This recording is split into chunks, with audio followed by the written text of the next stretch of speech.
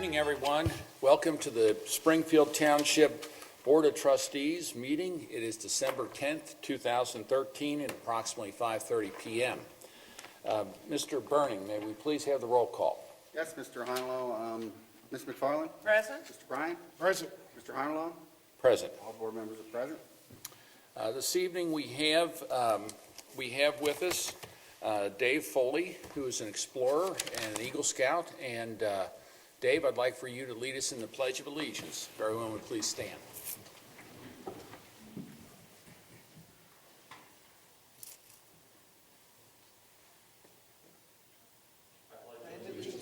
To the flag of the United States of America and to the republic for which it stands, one nation, under God, indivisible, with liberty and justice for all. We want to go down in front for this. Let's go down in front. Ready, Tom? Go down front.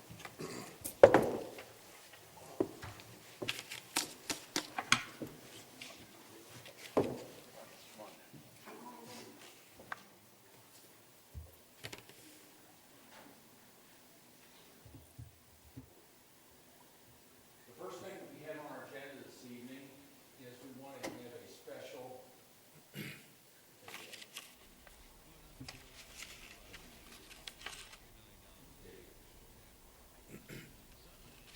All right, first thing that we have on our agenda this evening is we want to have a special recognition for David Foley. David is an Eagle Scout and also a member of the Springfield Township Explorers Program. David, would you come up here? We appreciate you coming this evening and appreciate all you've done in your scouting endeavors and for the township. And I believe that Chief Heinfold has a few words he'd like to say. Thank you, Mr. Hunterlaw. David Foley is a member of Troop 944 and has been a scout for 12 years, starting at the age of 6. He earned 25 merit badges, including 14 not required for an Eagle Scout. He has served countless service hours volunteering for St. Vincent de Paul and has assisted with other small community service projects. He is currently a freshman at the University of Cincinnati, double majoring in criminal justice and Spanish. He's been a member of our Explorer Post since January of this year and has competed in 2 Explorer competitions. David Foley earned his Eagle Scout on October 27, 2013. His project for his Eagle Scout would involve building an observation deck in the Voice of America Park, where he fundraised nearly $1,000 and directed 18 volunteers through construction. The project took more than 202 volunteer hours to complete. Tonight, I'd like to congratulate and recognize David Foley on his outstanding achievement in community service.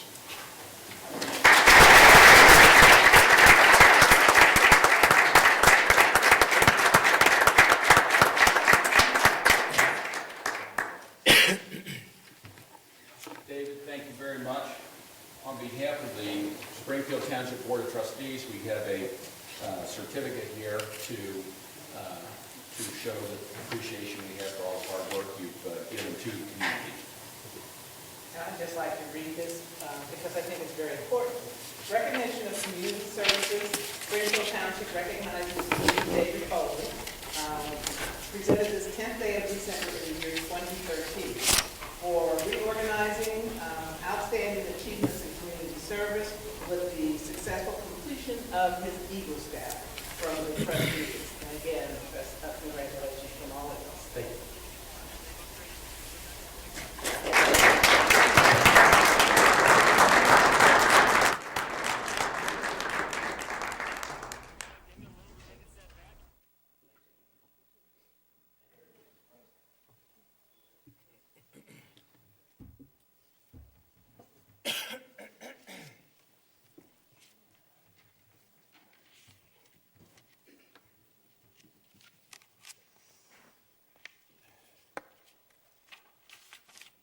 Okay, next on our agenda this evening, we have approval of minutes, and we have a rather long list. We have bid openings on July 3rd, 2013 on a sidewalk project, another one on October 24th, 2013 for the Greenfield Village resurfacing. We had We have regular meetings, work sessions on July 10th, 2013, August 13th, 2013, September 10th, 2013, October 8th, 2013, and November 12th, 2013. We also have minutes of public Did you hearings. say July 10th or July 9th? Did I say July 9th? I don't know. Okay. It is July 9th was the date of the regular meeting work session. We also have public hearings that were held on August 13th, a zoning commission case, August 30th, the JED's hearing and work session special meeting, and October 1st, 2013, JED's hearing, the November 4th, 2013 JED's hearing, and then we had work session special meetings on August 28th, October 23rd, October 30th, and November 27th. Do we have a motion to approve those minutes? So moved. Second. Any further discussion? Ms. McFarland? Aye. Mr. Bryan? Mr. Honolaw? Aye. Motion carries. Next, we have our fiscal officer's report. Mr. Burning, do you have a report for us? Yeah, what I have is that I request a motion to approve receipts, warrants, payroll expenditures, updating current revenues, and reports for the period. Do I have a motion for that? So moved. Second it. All those in favor? Aye. Aye. Motion carries, and I just want to let everyone know that all financial reports are available for viewing at the administration offices weekdays during our regular business hours. Thank you, Mr. Burning.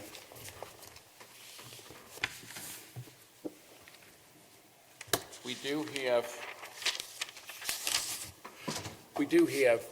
here, Gwen, you want me to get it? I got it. Excuse us one second. Dive under the dais. We do have one unannounced topic on our meeting agenda this evening, and this is one that, for those of you who may not know, Tom Bryan has been a trustee in Springfield Township since 1993, and this will be Tom's last official regular meeting. During Tom's long tenure as a trustee, he's been a catalyst for many changes and improvements in the township.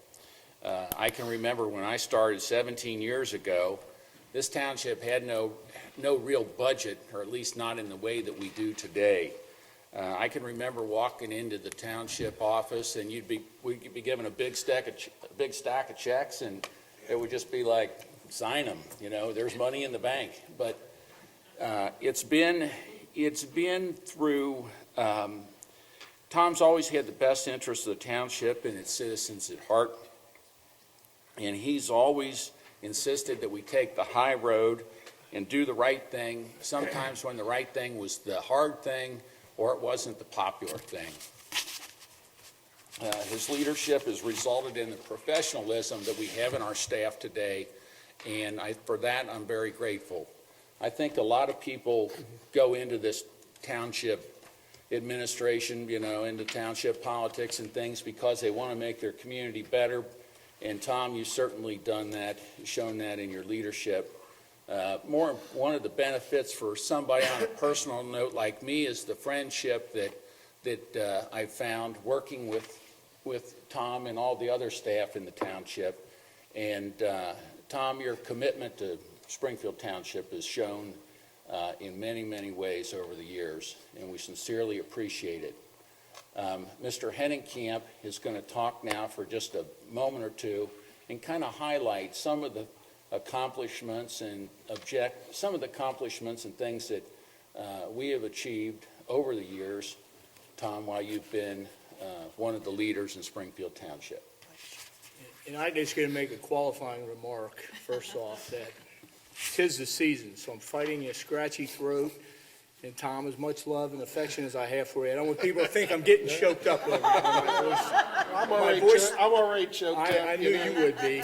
Yeah. A funny thing You guys happened. know me, so I am what I am. A funny thing happened in that we accidentally this was supposed to be a surprise because we wanted to get you, and we accidentally put it on the agenda, and then we had to recall the agenda very quickly because it wasn't supposed to be on there. But anyway, One of the rare times that I didn't read the agenda.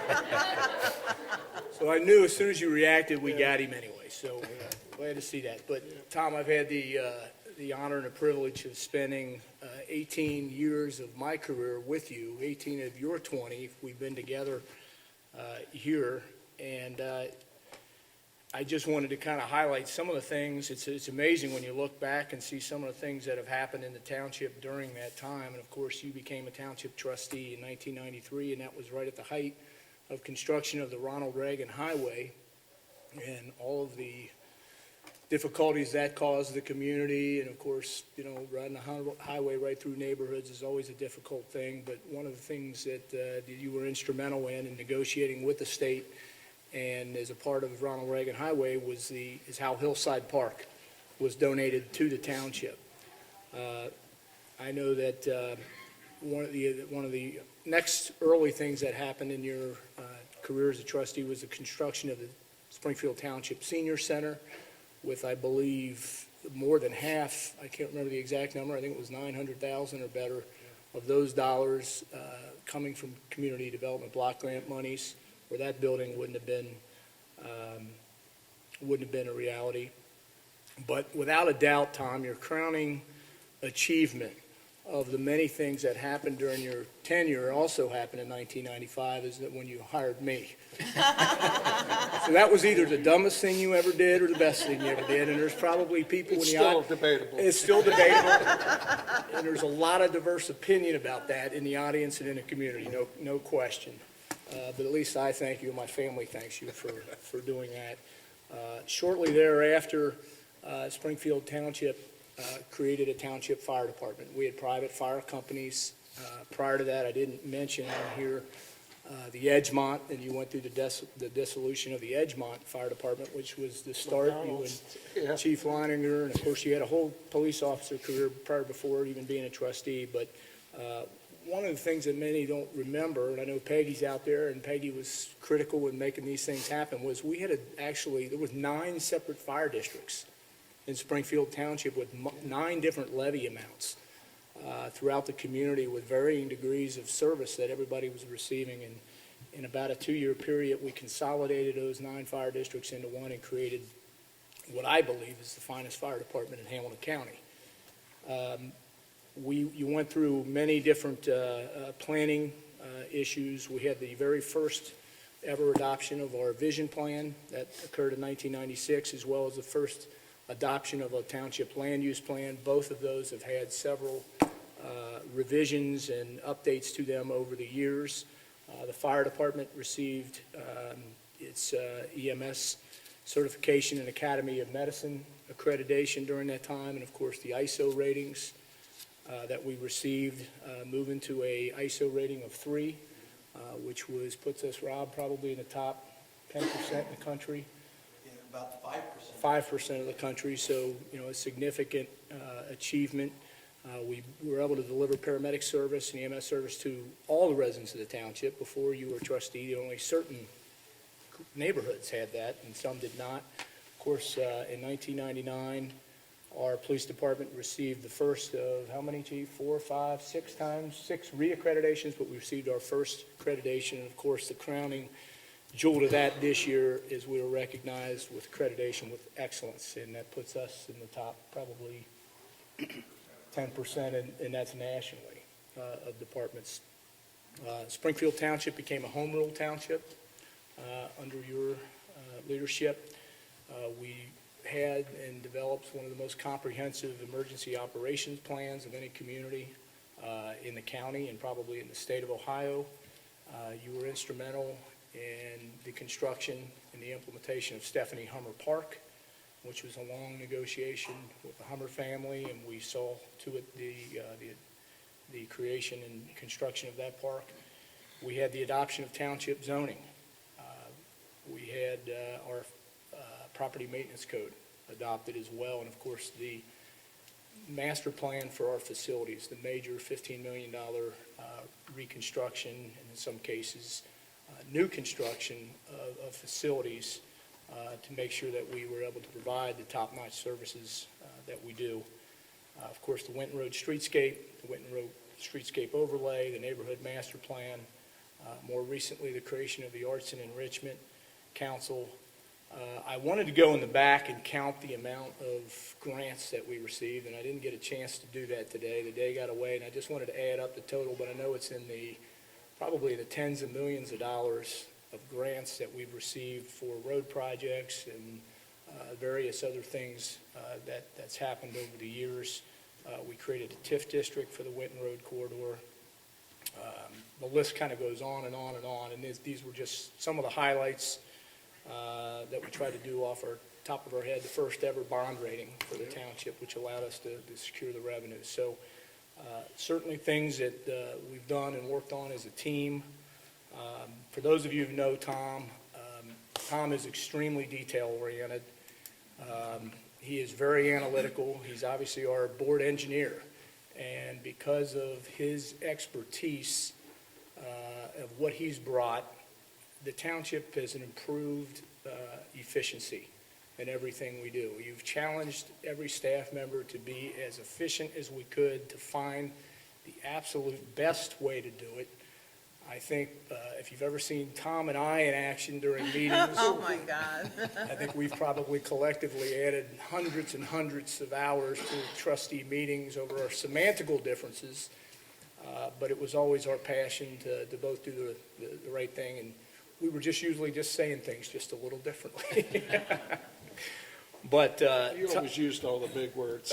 I didn't know any of the big words. You were using, what was it, depression, what was it on the salt? Freezing point Freezing suppression. point depression, Tom once told me, at the point of when snow freezes and when you gotta throw salt. So it has been one incredible ride, and when we look back, I just, from my heart would thank you from the bottom of my heart. I know I've been greatly improved in knowing you, and certainly the township has been better off, and you've certainly left this place and will leave this place a lot better than what you took it over at. So, lots of great memories and lots of great Thank you. successes, and thank you. Thank you. Well, I'd just like to,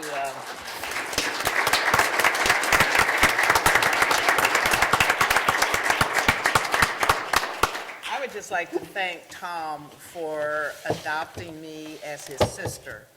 And it's very interesting because once we formalized the adoption process, it was very challenging for me to introduce him as the one that they didn't know about, as my brother. And so it was interesting to see, especially on my son's face, the reaction when Tom introduced himself and said I was his sister, as well as sometimes we would be in public and he would introduce me in that form or fashion. So thank you, my brother. You're being nice about that. I know. She had another term she used. It was perfectly acceptable to me. So thank you, my brother. Well, Tom, on behalf of Gwen and myself and all our staff and all the employees of the township, we have a small token of our appreciation for all your years of service. We have a gavel here with your name Thank you very much. and years of service Appreciate inscribed on it. I appreciate that very much. Mike's used all the big words. I would say thank you very much. I knew something was up when I walked in and saw Mark Weber. He doesn't get out much, so. Tom, there's one more person that wanted to say something to you, but he couldn't be here. Oh, did I miss one? We have one more, and Okay. Well, let me do this. you do yours. Yeah. Okay. This is from your old colleague that just retired. I guess he's trying to tell you to come down and visit him. Oh, I don't know. I know who it is. Dear Tom, I still well remember when Frank Wyko and I discussed bringing you on the board. It was not a lengthy conversation since your credentials and professionalism spoke volumes. Looking back, I can safely say that appointing you trustee was a wise decision. Over the years, your efforts to modernize the township and better serve its residents have been considerable. Sorry I can't be with you tonight, but let me say congrats, best wishes, good health, and most of all, a big thank you for your, now get this, collegiality, commitment, and numerous contributions to Springfield Township. Your friend and colleague, John Waxmunsky. And it's handwritten as well. Yeah, I'm going to give it to you. Dan, that's why I didn't read it. That's why He couldn't read it. I had to say that word 6 times so I didn't screw it up. And the other surprise that we have for you is from the General Assembly of the state of Ohio, the Ohio Senate, honoring you, Tom Bryant, on your retirement.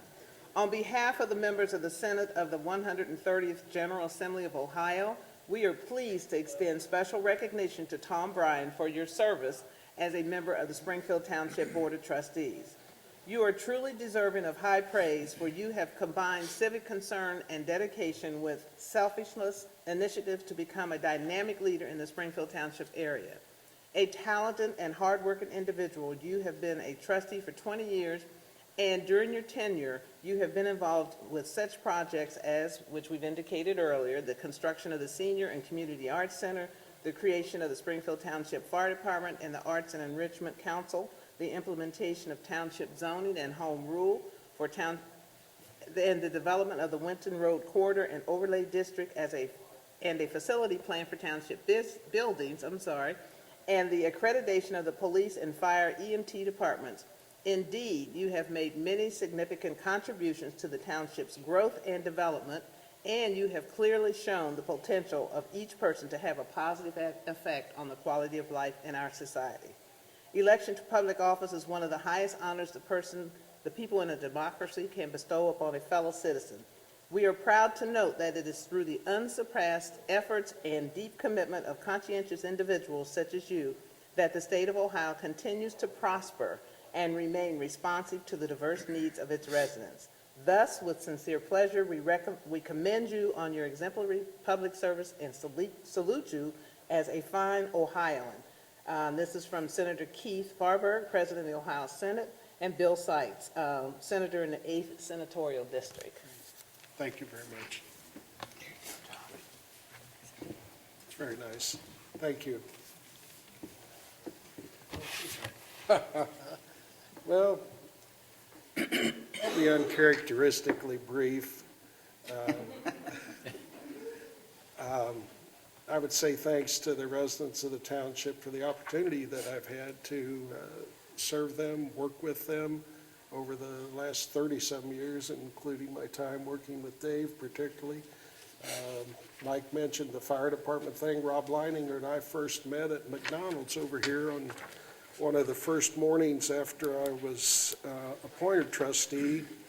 We had the consideration of the Edgemont Fire Department that needed to be disbanded, and we took on that task and figured out how to solve it. And Rob and I had met many years before. He was driving a spot. I was in a police cruiser over in West College Hill. A lady had slipped under a bus, and the driver had fortunately seen her before he pulled away, but that's where I first met Rob Leininger. So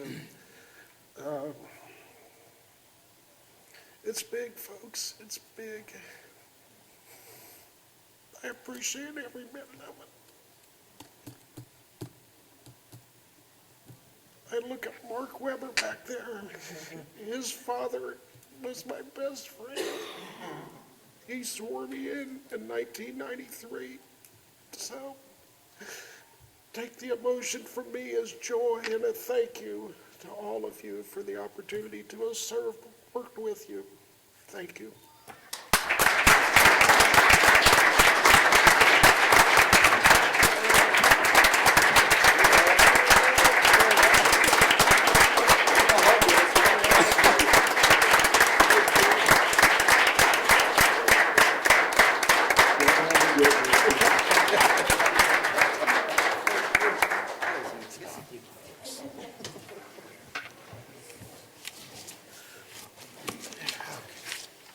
Well, hell, now the meeting's done. Meeting's over, okay. Meeting's over. All right. Well, let's get on with our meeting now. The next thing that we have is departmental action discussion items. And Mr. Hennenkamp, do you have some action items for us this evening? I do. Thank you, Mr. Honolulu. That's going to be a tough act to follow. The first item that we have is a liquor permit request from La Rosa's Inc., doing business as La Rosa's Pizzeria, and that is at the La Rosa's down here in Finneytown at 891 West Galbraith, and I don't believe there was any objection to that, correct, Chief? No, it's just a formality first time. Okay. With that, we'll direct our fiscal officer to send the appropriate letter to the Ohio Department of Liquor Control. We have to vote on it? One motion. So moved. Second. All those in favor? Aye. Motion carries. Okay, thank you. The next item I have is the yearly, actually seeking approval from the board to authorize me to sign the lease agreement that we have with Hamilton County for the township use of McKelvey Fields. This is an arrangement we've had for many, many years. It's actually property that's owned by Hamilton County Park District off of McKelvey Road, and we lease it for $1 a year. There's no change to the actual lease agreement. It's the same as it's been, so just need a motion authorizing me to enter into that agreement on behalf of the board. So moved. Second. All those in favor? Aye. Motion carries. Okay, the next item I have is to review with the board and actually seek action on, I guess, Laura, this would be a revision to our meeting notice policy. Officially, we talked at our last work session about some of the changes and how we do notification for meetings. I think the original one was many, many years ago, before the extensive use of email and websites and all of those types of things. And then we also talked about, there's some things that we do now that we haven't done in the past with email notification and some of the abilities that we have. So I'm not going to go through this policy, which is very extensive. It's about 4 pages. Laura, I don't know if you want to say anything. I'll just briefly say, to reiterate what Mike said, our prior policy is longstanding. It talks more about faxing than it does emailing, but it had rather rudimentary notifications. I think now with email and the website, it makes more sense to put a lot of those meeting dates on the website. So we've now established that one of our mandatory methods of notifying people of meetings is to go ahead and put that on the website so that people can do it. We have been putting them on the website. We have been doing these things by and large, but we never had it in our policy. So with looking at whether to email notifications using our constant comment, which is what we talked to the board about last time, we said the board authorized or directed me to look at the policy and amend it to have that notification. I never like to look at things and not make them perfect when I get a chance to look at them. So I've updated it to include the fact that we do put it on the website, that we do some of these notices by email rather than facsimile. Our prior policy talked about mailing meeting notices. Nobody asks for mailed meeting notices anymore. We still do have it in there if someone wants it that way, but that's not a reasonable way of notifying people in the modern electronic age. So it's bringing it forward to what we really have been doing, and adding what the board talked about with the email blast type thing for courtesy notification of the meetings. Exactly. Laura, I had a chance to read it, and I think it makes a lot of sense. If you're in our constant contact list, you're going to get an email of any special meetings that the Board of Trustees have, that our trustee committees, have. The Board of Trustees meets the second Tuesday and the fourth Wednesday of every month throughout the year. That'll be set at our organizational meeting. We're not going to send those out. It's like, so it just doesn't turn into spam. We'll send that out once. We'll send that out once, but we're not going to send it out every single thing. It's kind of like you don't send out your church doesn't send out an email saying services on Sunday. It's our standard meetings. But anything that deviates from that, we will, as courtesy, send out notices to people who are on our constant contact list. And this really It is a hasn't courtesy changed, thing, right? not as, if for some reason you don't get it, if something goes wrong sometime, it's a courtesy, it's not a legally required thing. We will have our normal legal required notices, and they will still Exactly. be done. But Yeah. adding this is another way that people can hear about meetings, and certainly the website will be a way to see meetings as well, so. But Exactly. it's spelled out in the policy. And I would just like to add, this is not anything new. This is something, that we've done just needed to revise the policy so it is with the 20s now instead of the last century. Yes. It's probably a lot more detailed. It's more detailed. It's much I more mean, detailed, it Right. spells out. I think the one thing it does is talks about, as you mentioned, Joe, the committees, and, we only have really 2 or 3 active committees right now, and they only meet a couple times of the year, so we don't know when they're gonna meet, but when they do, that'll be notices that we give in the same manner as we would for a trustee meeting, so. Exactly.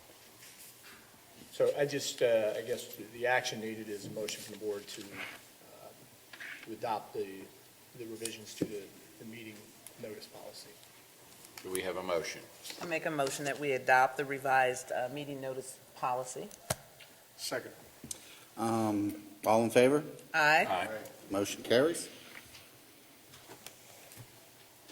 All right, the next item that I have is some action or discussion at least on the Community Programming Board Regional Council of Governments Agreement, and I apologize to Chip Burquist.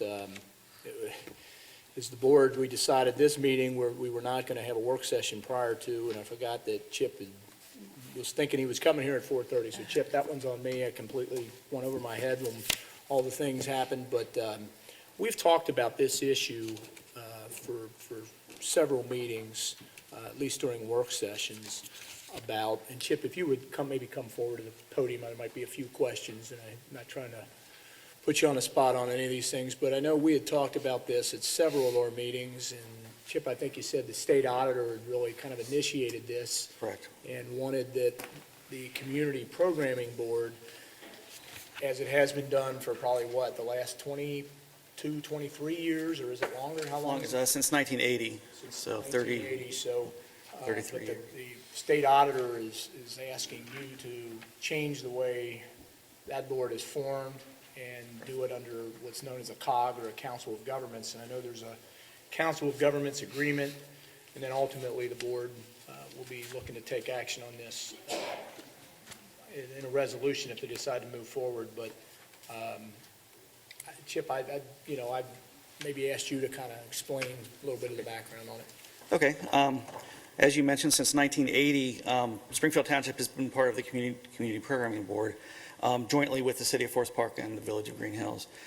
We've basically operated as a council of governments all those years without that official designation. This year, the auditor came in and said, you've got to be in this particular bucket of designation rather than as a joint operating board. So we had an attorney draft up the Council of Governments agreement. It's gone through both Green Hills and Forest Park and been approved. And it's on the agenda, I guess, today here for Springfield Township. So we're at the point where everything is ready to go for the January 1st changeover of the board.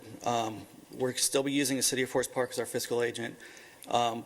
Basically, from a day-to-day standpoint, everything will be the same.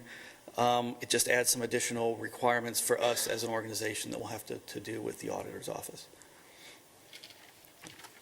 Chip, I know I had a few questions, but I don't know if the board had some. There was just a couple that I had in the agreement, and some of these are things that I think are fairly simple corrections that need to be made, but in the recitals, it talks about the participant through a resolution adopted by city council. There's no mention of a board of trustees, so Okay. there's a lot of sort of fairly easy things that need to be Adjustment. inserted to make us do it that aren't in there. I know Okay. there's a lot of misspellings and typos of names and things in here that will also need to get corrected, but is Colerain Township not in this Council of Government because they weren't one of the original members, or is this Correct. only open to the original members? They're not one of the original members, and currently we're serving them under a contract, a memorandum of understanding, Okay. which is, They're not one of the government. original founding members? Correct.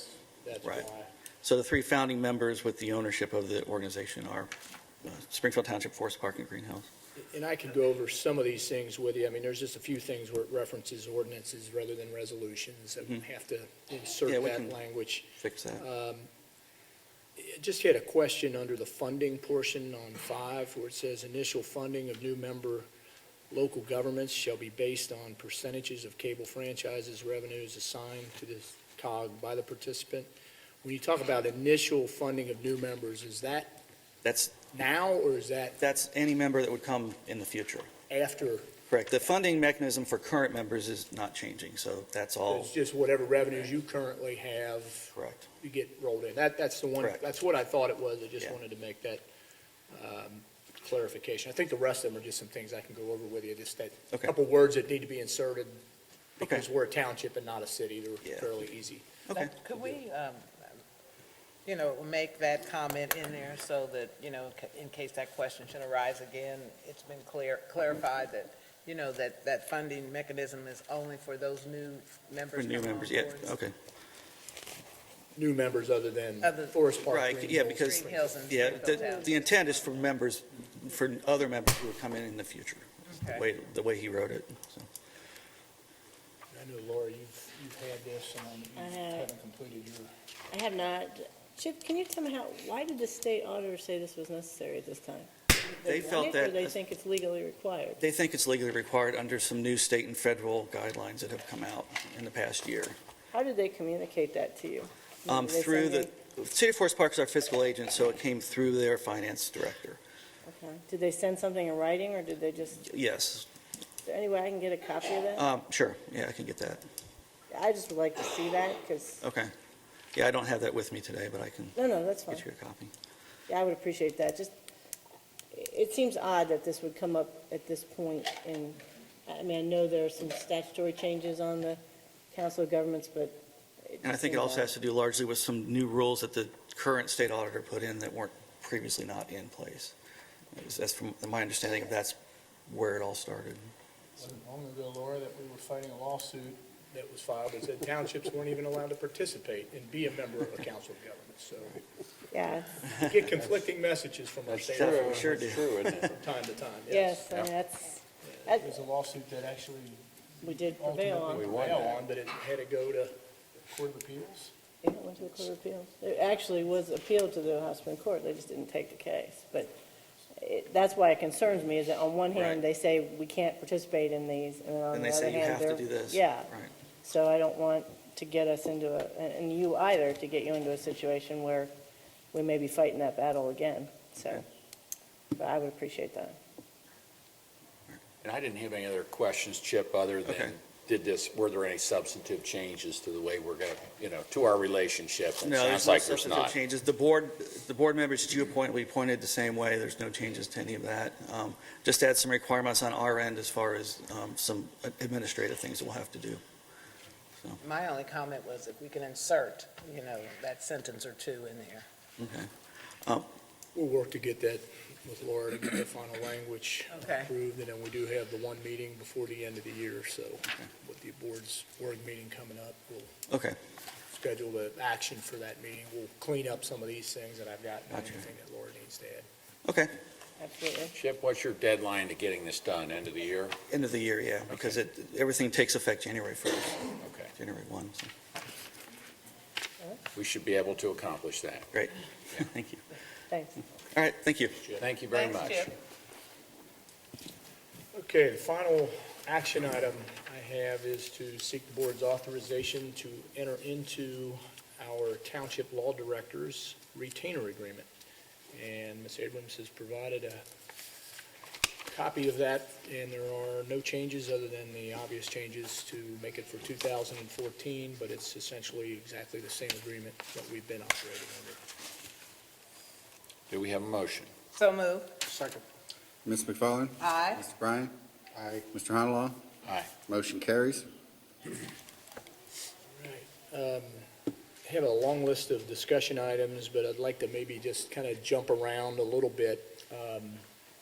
Over the years, we've done this a lot of different ways, but under our personnel update, we talk about new hires, and in our police department, a lot of changes occurred in 2013, a lot of retirements and modifications, and we have 4 new full-time police officers, 2 of which have just recently been appointed. And from time to time, we'd like to bring them in so the board has an opportunity and the public has an opportunity to meet them personally.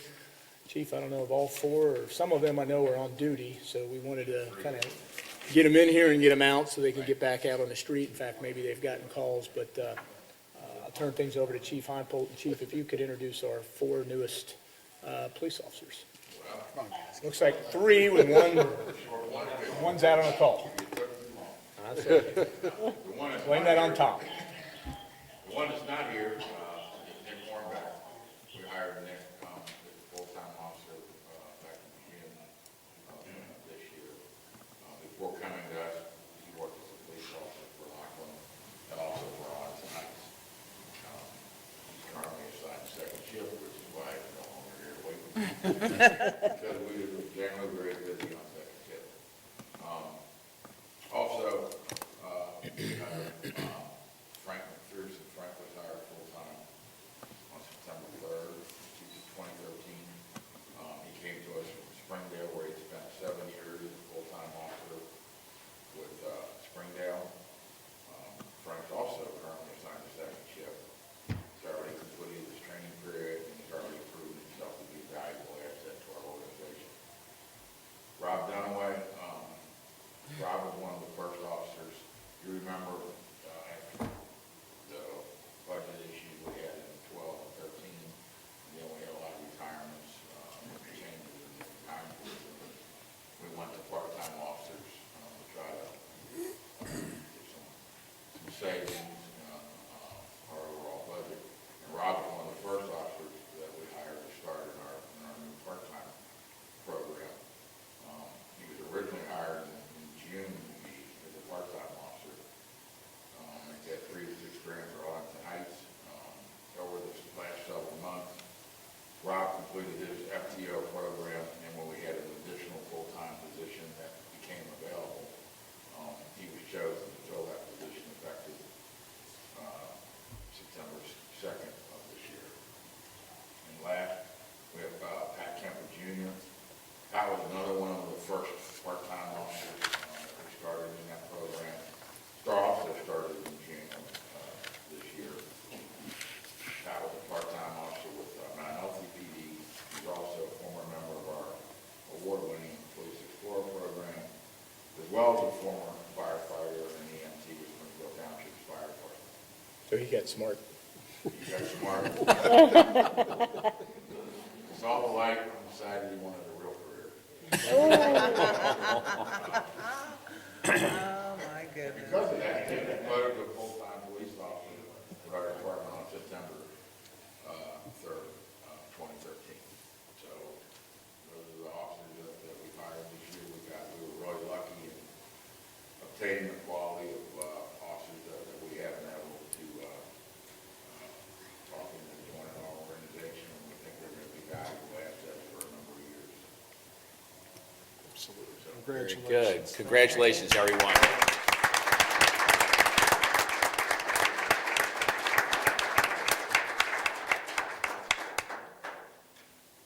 We've got some bad guys.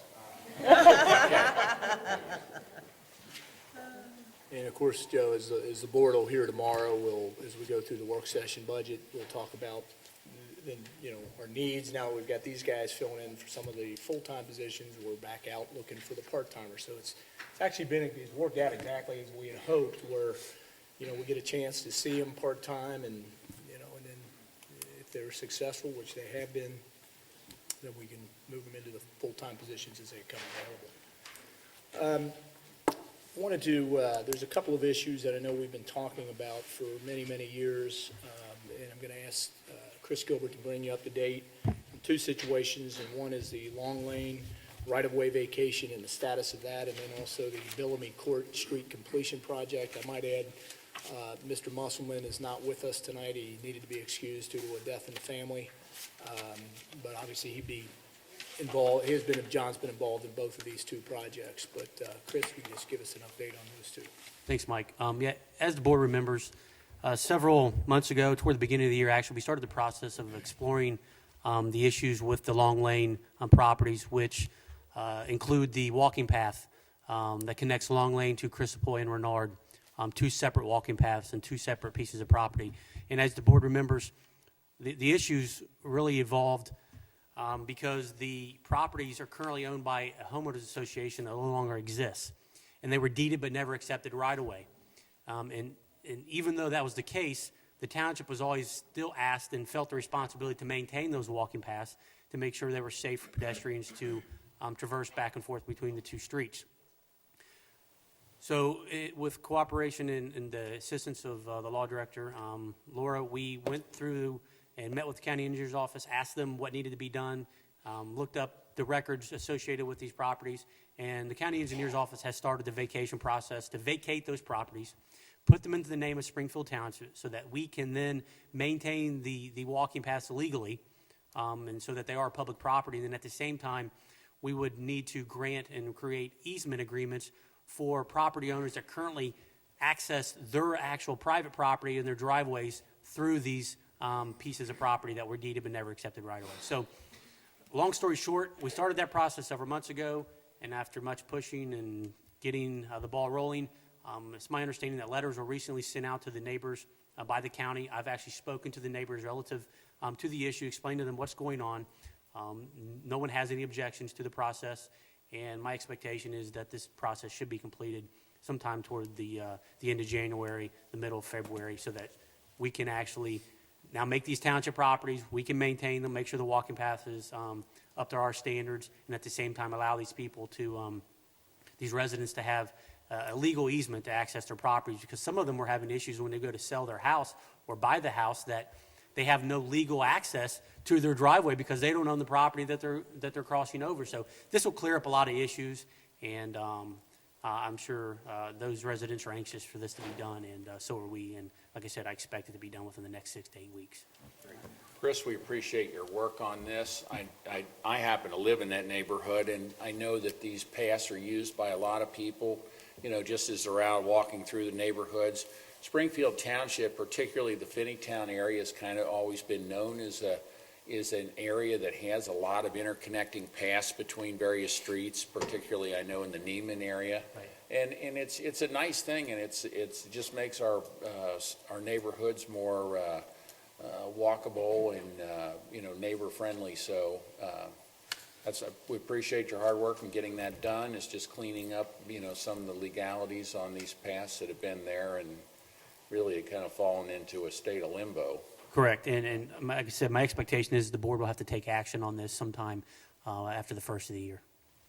Very good. The second issue I have is Bill and McCourt Street completion. Again, as the board remembers, this has been going on for years, where we had a cul-de-sac street just south of the Greek church on the east side of Winton, where the developer of that particular, if you want to call it a subdivision, it's actually one street, went into bankruptcy. And in order to complete the street, typically what happens is you pull the bond and you use those funds to complete the street. Well, unfortunately, the county had released the bond prematurely. The street was never completed. Now obviously the developer is in bankruptcy, is not going to be completing the street. The residents for a long time now have dealt with the issue of it not being an accepted street by the township, therefore don't get the same advantages that other accepted streets do with snow removal and salting and things of that nature. And beyond that, the finishing course was never put on that street. So they've had significant issues, understandably, with the condition of the road over the last many years. At this point, we went back probably 8 months ago, went to the county engineers and said, obviously, we feel that it's your responsibility to make sure that the street is complete and up to standard before we accept it as a township road. They acknowledged that after some pushing, and it indicated that they will have some funds, hopefully that were left over from other projects they're doing in other areas of the county, that they would use to complete this street. Unfortunately, we haven't gotten word back from the county indicating that they have those funds available yet. They haven't made no overtures when they plan on completing the street. I'm simply just bringing to the board's attention that this is still an ongoing issue, and that we may at some point need to sit down with the county just to see what we can do to get this moved along, because we're still getting requests and questions from residents on the street as to when it's going to be completed. And obviously in the weather conditions we've had over the last 3 or 4 days, it's even more of an issue for them, since we aren't really allowed to plow it because it's never an accepted township street, and we're not going to accept a street that was never built to township standards. Right. So unfortunately at this point, so many years have passed that it's going to have to be a complete street reconstruction. They're going to have to basically tear it up and redo it, because It's been left in a state of disrepair now for many, many years. So it is still an issue, and I'm just bringing it to your attention to let you know that it has not been brought to a resolution, and we may need to take additional steps to get it completed in the future.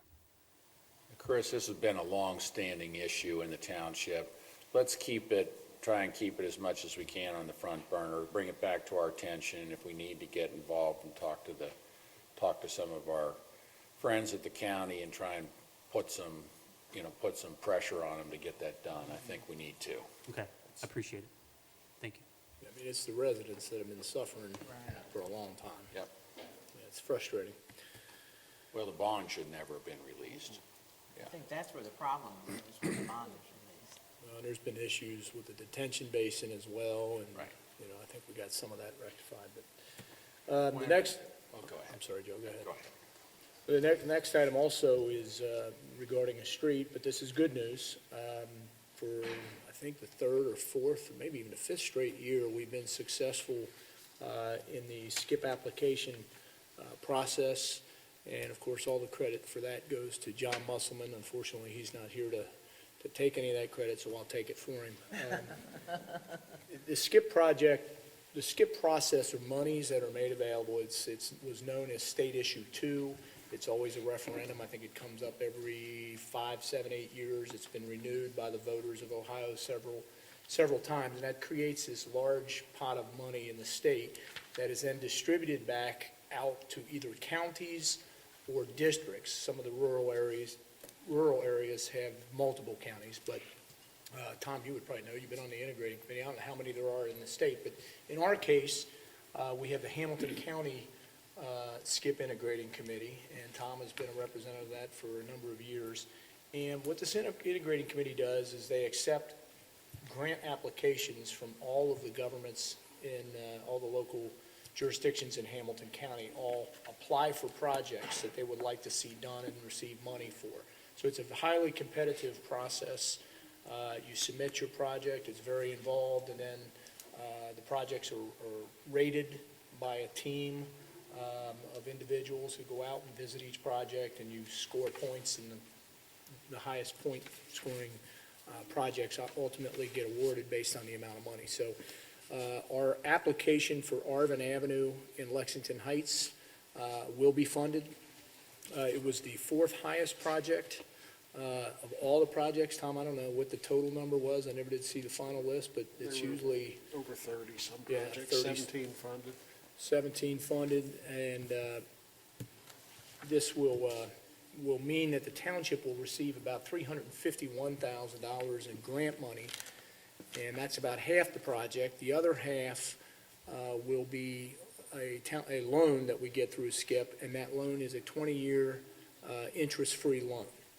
So I don't have the payment schedule on what that'll be, but obviously it'll be spread out. But as I mentioned, that is interest-free. We've done that. So it's a way in which we can leverage township dollars.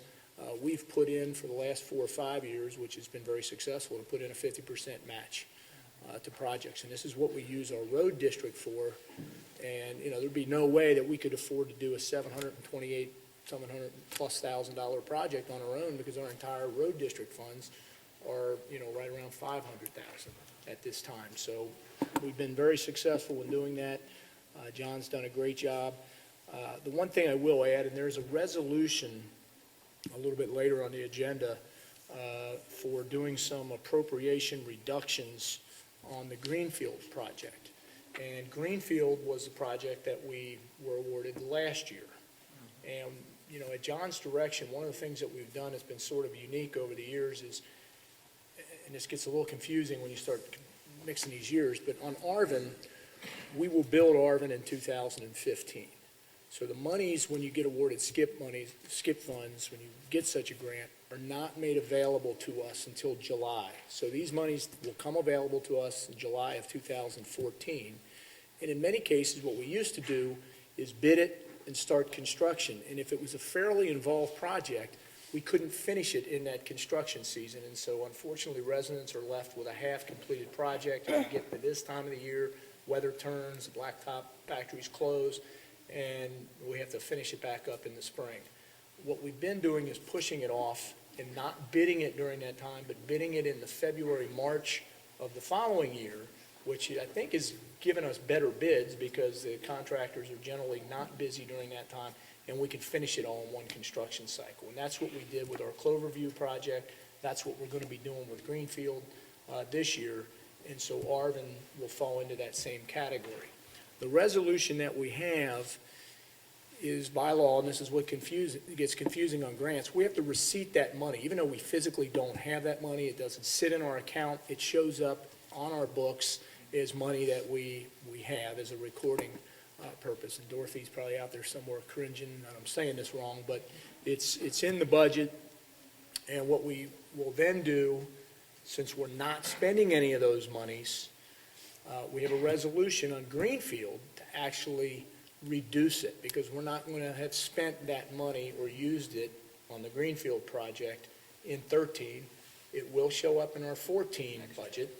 Right. We'll be sitting here next year doing the very same thing on Arvin because we're going to build that project in 15. So a lot of confusion for a lot of words to say very little, as Tom would say, is par for me. But that's what this issue is, and that is what Resolution 90, 2013 is about.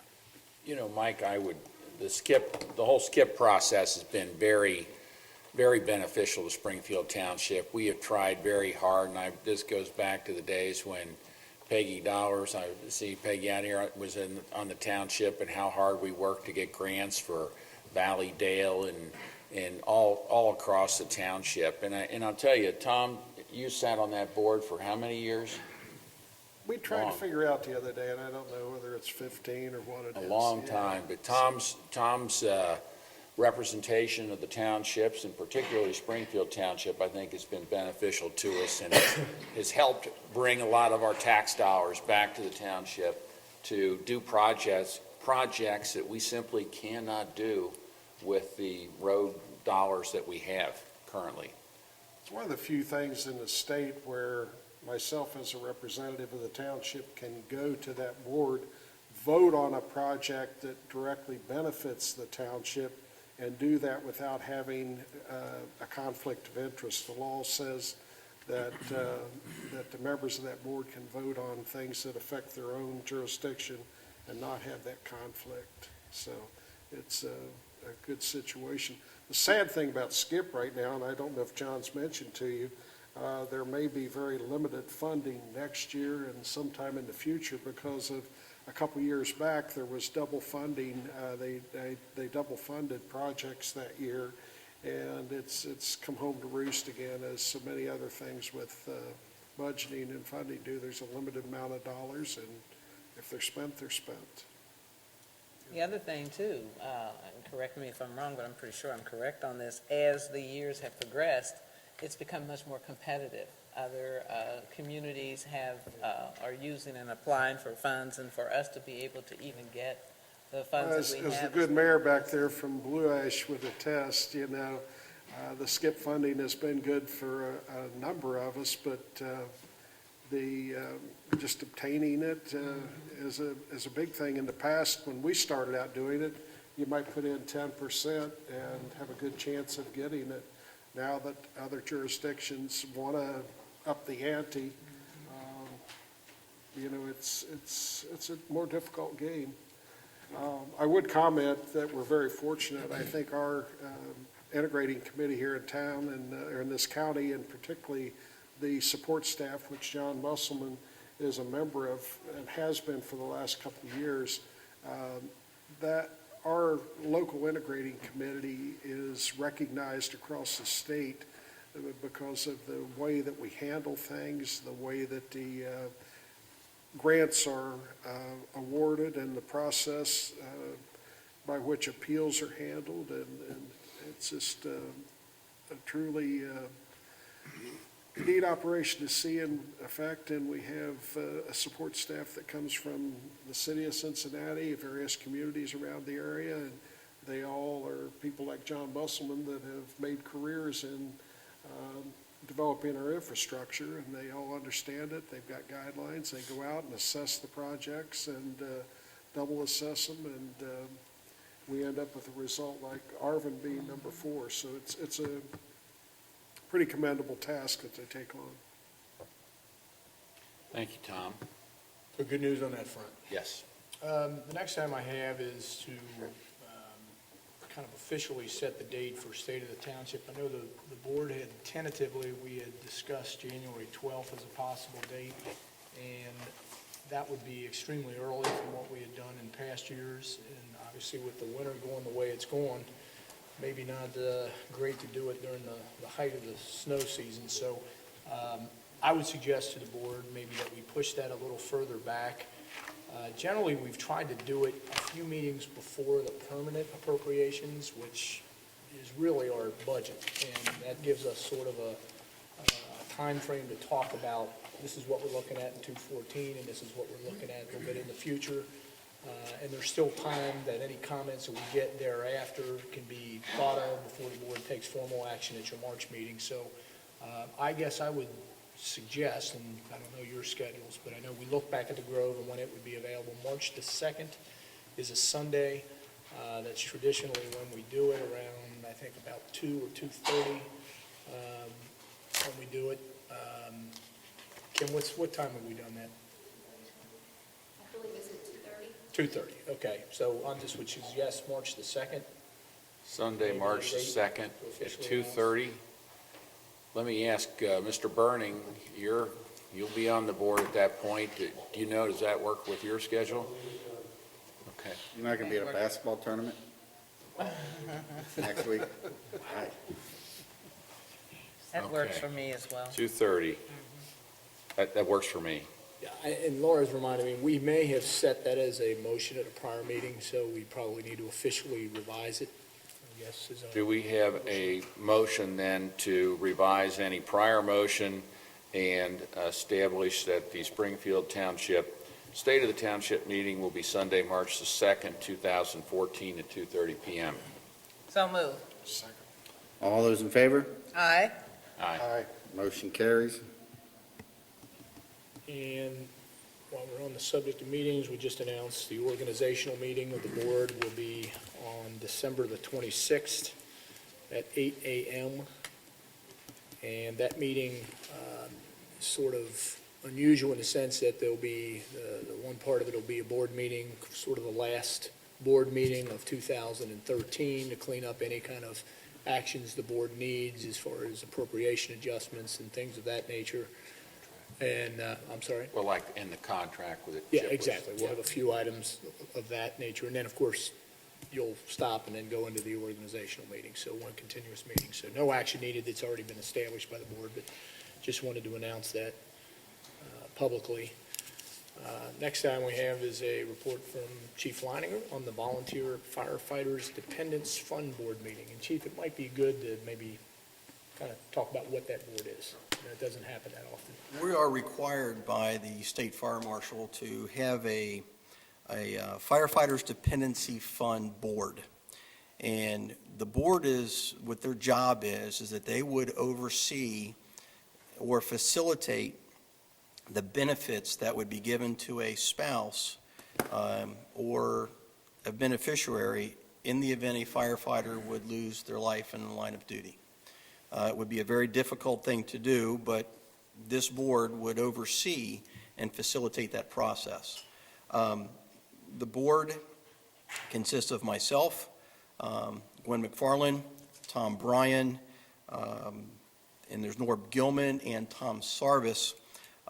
With Tom stepping down, his replacement will be Mark Burning, and he will take that position effective January the 1st. So congratulations, Mark. So And excited. there was no further business, and fortunately, there were no claims. So that's, we Thank were God. fortunate. Yes. So, thank you. That's why you want to show up for all meetings, Mark. You never know what you're going to get appointed to. Yeah, the only other, or the next item I have is the brief discussion on the Community Improvement Corporation. I know we talked about that at one of our JEDS meetings and then subsequently at one of the work session meetings.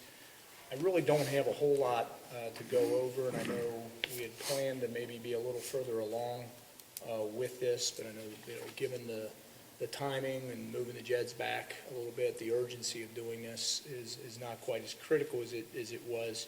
But just wanted to update the board that Ms. Abrams and I are researching this issue. We want to talk to a few other communities that have done them, and just kind of maybe see how they've done some of the things with it. The statute's fairly clear, so you don't have a whole lot of discretion as to what you can do. It's pretty directive. But we are looking into that, and we hope to, over the next couple of months, start bringing some recommendations forward to the board. Laura, I don't know if you have anything that you want to add or any questions of the board on that issue. I don't at this time. So, and then just a quick comment on the resolutions. I've talked about 90, 2013 already. 89, I think, is a pretty standard resolution that we have.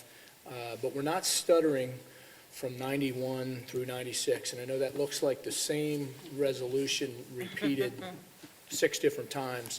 What's actually, if you read the resolutions, there's a different request there. And at our last work session, the board directed us to draft these resolutions. These are requests to the county auditor to give us information about what a general operation levy, this would be a property tax levy, at various different amounts would generate. This is something that if the board ever wanted to put on a property tax levy to the ballot, it's the first step that we'd have to go through. You can't do that until you have this information. So this doesn't do anything but ask the county auditor to provide you the information. And what it is, it starts at 1 mil and then goes in half mil increments up to 3.5 mils. That's why there's 6 different ones. You have to do them all as a separate resolution. So that's what those will be later. So I think Kim, I'd maybe asked you to give us a quick update on what's happening with community events and programs. Thank you.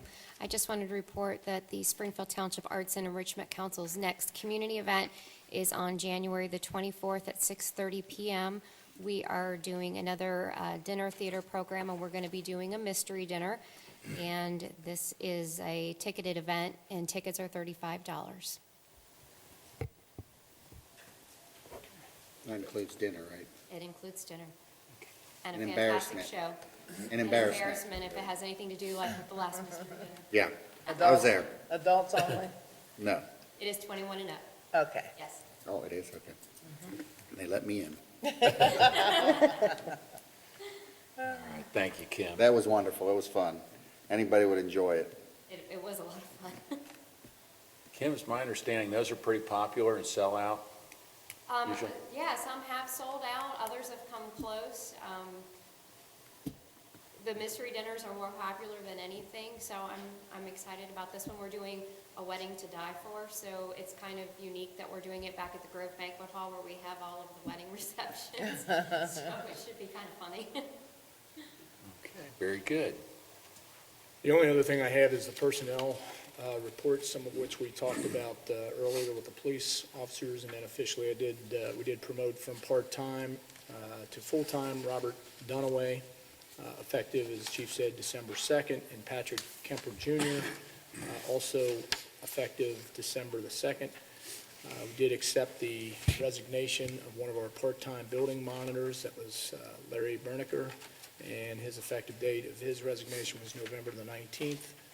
And it was in our service department, the end of seasonal work. We have some seasonal employees. Jerry Seifert, a seasonal labor, completed this year's season at November the 27th. And of course, we went through the retirement and rehire of our service director, John Musselman. His official retirement was November the 29th, and then his rehire on December the 2nd. And I know the board has copies of the department activity reports, so unless there's a question of anything there, that's all I have. Thank you, Mr. Hennekamp.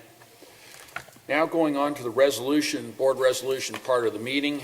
The first resolution we have this evening is resolution number 89, 2013, establishing assessment for abatement of nuisance and certifying same to the Hamilton County Auditor. Do we have a motion? So moved. Second it? Ms. McFarland? Aye. Mr. Bryan? Aye. Mr. Harnwell? Aye. Resolution carries. Next, we have resolution number 90, 2013, which is an appropriation adjustment within the OPWC Project Greenfield Village Fund. So moved. And this is what Mr. Henningkamp indicated earlier was going to be Yes. the resolution, okay. I second it. Ms. McFarland? Aye. Mr. Bryant? Aye. Mr. Harnlaw? Aye. Resolution carries. Next, we have resolution number 91, 2013, requesting county auditor to certify current valuation of additional new general levy for current expenses pursuant to revised code section 5705.19A. So moved. Second it. Ms. McFarland? Aye. Mr. Bryant? Aye. Mr. Harnlaw? Aye. Resolution carries. Next, we have resolution number 92, 2013, requesting county auditor to certify current valuation of additional new general levy for current expenses pursuant to revised code section 5705.19A. So moved. Second it. Ms. McFarland? Aye. Mr. Bryant? Aye. Mr. Harnlaw? Aye. Resolution carries. Next, we have resolution number 93, 2013, requesting county auditor to certify current valuation of additional new general levy for current expenses pursuant to revised code section 5705.19A. So moved. Second it.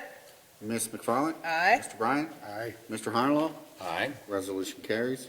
Next, we have resolution number 94, 2013, requesting county auditor to certify current valuation of additional new general levy for current expenses pursuant to revised code section 5705.19A.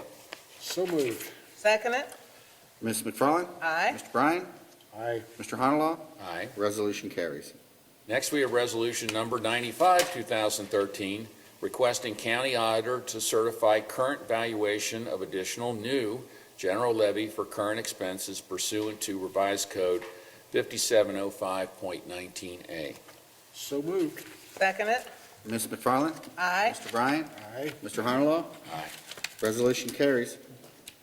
And next, we have resolution number 96, 2013, requesting county auditor to certify current valuation of additional new general levy for current expenses pursuant to revised code 5705.19A.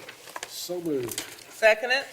Ms. McFarland? Aye. Mr. Bryant? Aye. Mr. Harnlaw? Aye. Resolution carries.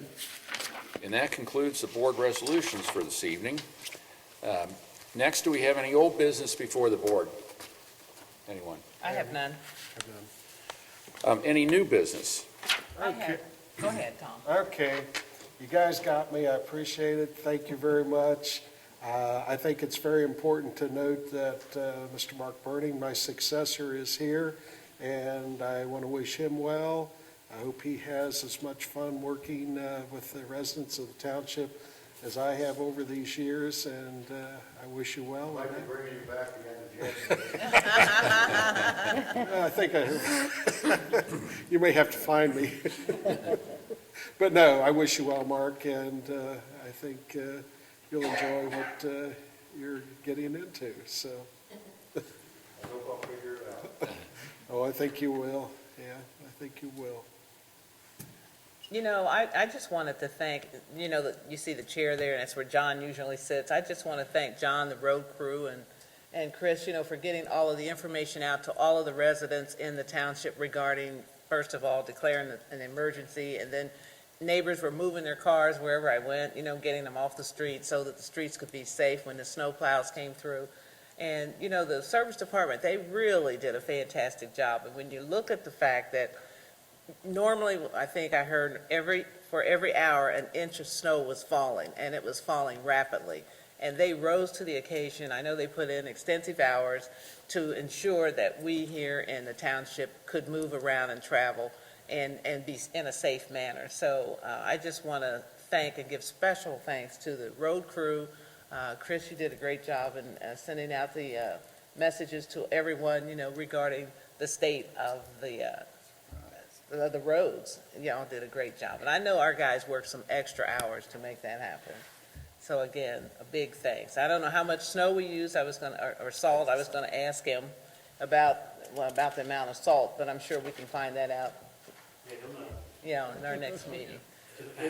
Yeah. Just to be careful, there is a lot of ice on the sidewalk out front. You're absolutely correct.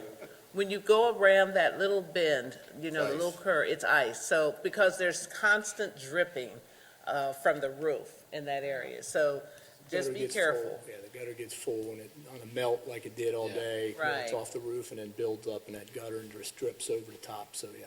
Just step graciously. Be careful. The other new business that I have, Mike, and also to the audience, in several of our hearings that we had regarding the JEDs, several individuals ask us why don't, or have we explored incorporating as an option for the township. And I recall that was a time ago, maybe 2 or 3 times, we have explored that in the past, and it did not appear to be a viable option for us at that particular time. So I think it's something I'd like us to research again and just look and see, have there been any changes since, over the past year, since we last looked at that, research it, and then give us some information. Mike, can we make that happen? And Absolutely. can that, I'm looking at a timeline of, with March of 2014, would that give you sufficient time to explore the whole concept and the pros and cons and looking at, is this something that we can do or not?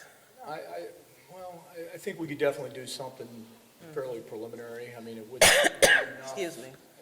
You know, as we talked at that JEDS meeting, as we've talked in work sessions many, many years ago, I think when I first came here, it was something that the Vision Committee looked briefly at, and we could do that. I think we can give enough preliminary information as to, A, what the process is. And it is a very difficult process. Incorporation is just cumbersome to do under the best of times. That's just the way state law is. There's several committees that have to be formed and studied, and there's a lot of votes that have to take place, and not a lot of official, or a lot of detailed information that goes in front of the voters before those votes. So there is that aspect. But the big issue that we have, and this is why I don't think we've ever studied it in any real great detail, is it becomes a fairly easy analysis in the sense that when you incorporate, there are new powers that you gain by incorporation. Cities are granted greater what's called home rule authority to incorporate. But in order to gain those additional authorities, there are additional responsibilities and things that you are required to do rather than allowed to do. For instance, as we've always talked, there's really only 2 things that townships have to do, and that's maintain cemeteries and roads. There's a whole bunch of things that we're not allowed to do by law, and then the vast majority of things we do are permitted and are you can choose to do them, but you're not legally mandated to do. When you choose the the municipal form of government, whether that be a village, and in our case, of course, it would be a city, because of our size, there are things you don't have a choice. You have to do these things, and you, as that local government, that incorporated government, must do them.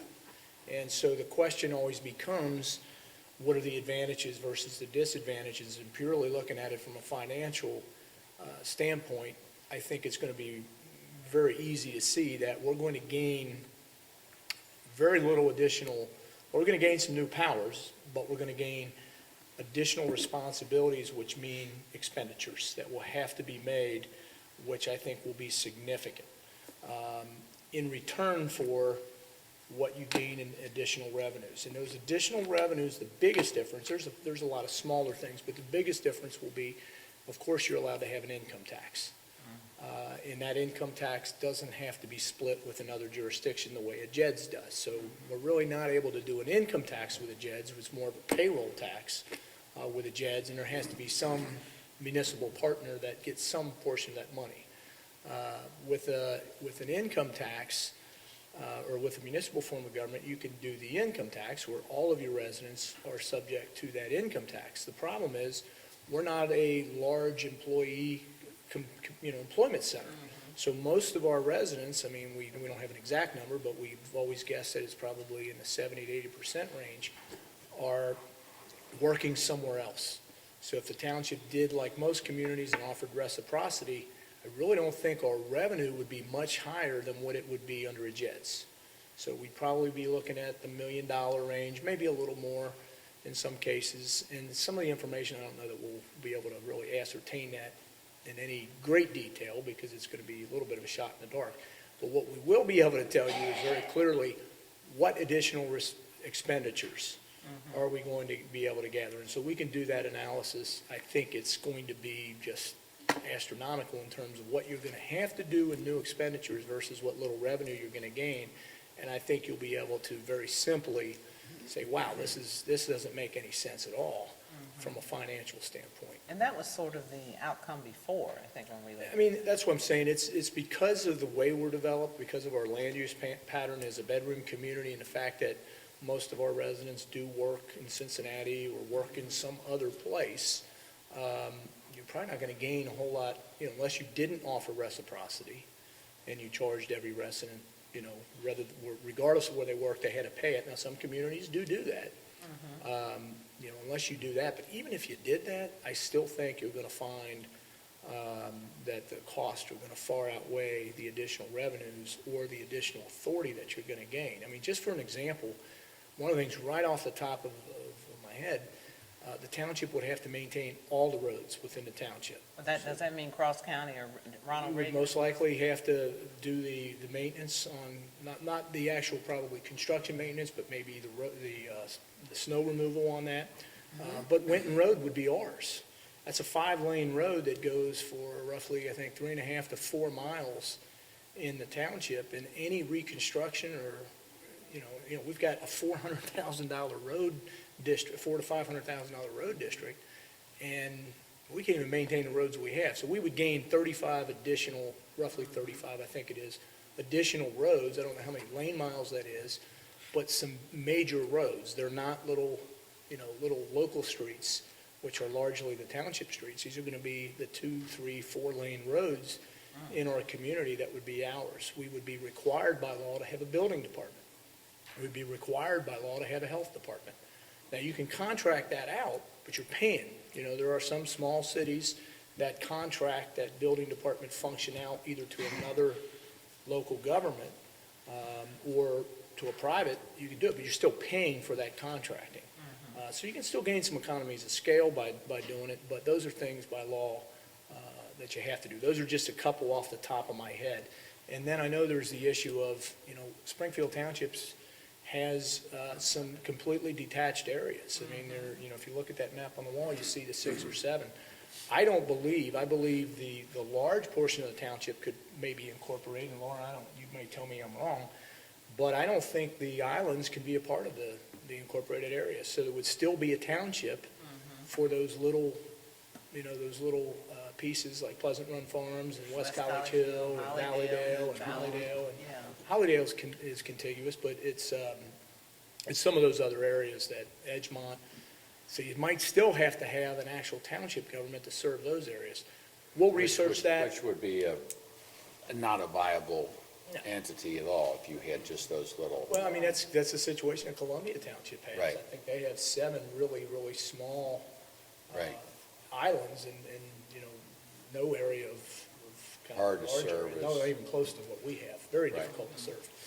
So that's just preliminarily. We'll do a much more detailed version of that. I don't think having that something for you either a February or March meeting would be very doable. Okay. And, at least hit the highlights. But I think, and again, I may be proven wrong, but I think you're going to see from everything we studied, it's not the case. I was in Westchester when I think 5 times they tried to incorporate, and it failed each time. But it's a very difficult process, and there was a lot of folks that wanted it to happen. Now, Westchester was a totally different situation because of their employment base. They were going to, from a financial standpoint, it made a lot of sense. It was going to be a winner. They were going to get, I can't remember the exact numbers, but it was tens of millions of dollars of additional revenue because of the income tax and the tax base they had there. But about 65% of all their revenue comes from non-residential uses, where it's probably 75% of our tax base comes from residential. a much smaller portion of it comes from the business community, because it's just, if you look at that map, we just don't have a lot of properties Bedroom community. that are zoned for commercial, and it's not our land use pattern. It's going to be very difficult to change that in any significant way, without eliminating entire neighborhoods. So, Sure. we have the parks, so we have a lot of great assets, but Gwen, we can certainly do that and give you updates along the way. And like I said, it won't be, a plan to do it or not to do it or detail, but I think you'll see what those responsibilities are, and we'll try to assign some rough numbers. I think we can get from the county what they expend on those roads and what kind of budget would you need to take care of those 35 roads. But it's not just fixing the roads. We would also have to do snow removal.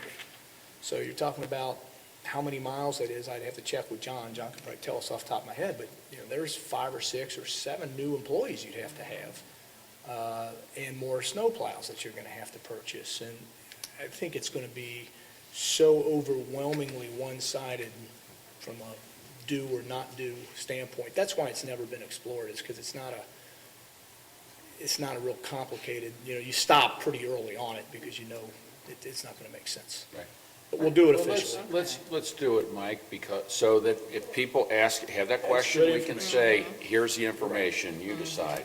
Sometimes we've studied these things so long ago that you don't even look at Right. it again because Right. you know what the answer is, but it's good to relook at. I just want to say, after last meeting, I did start pulling up some of the issues related to that.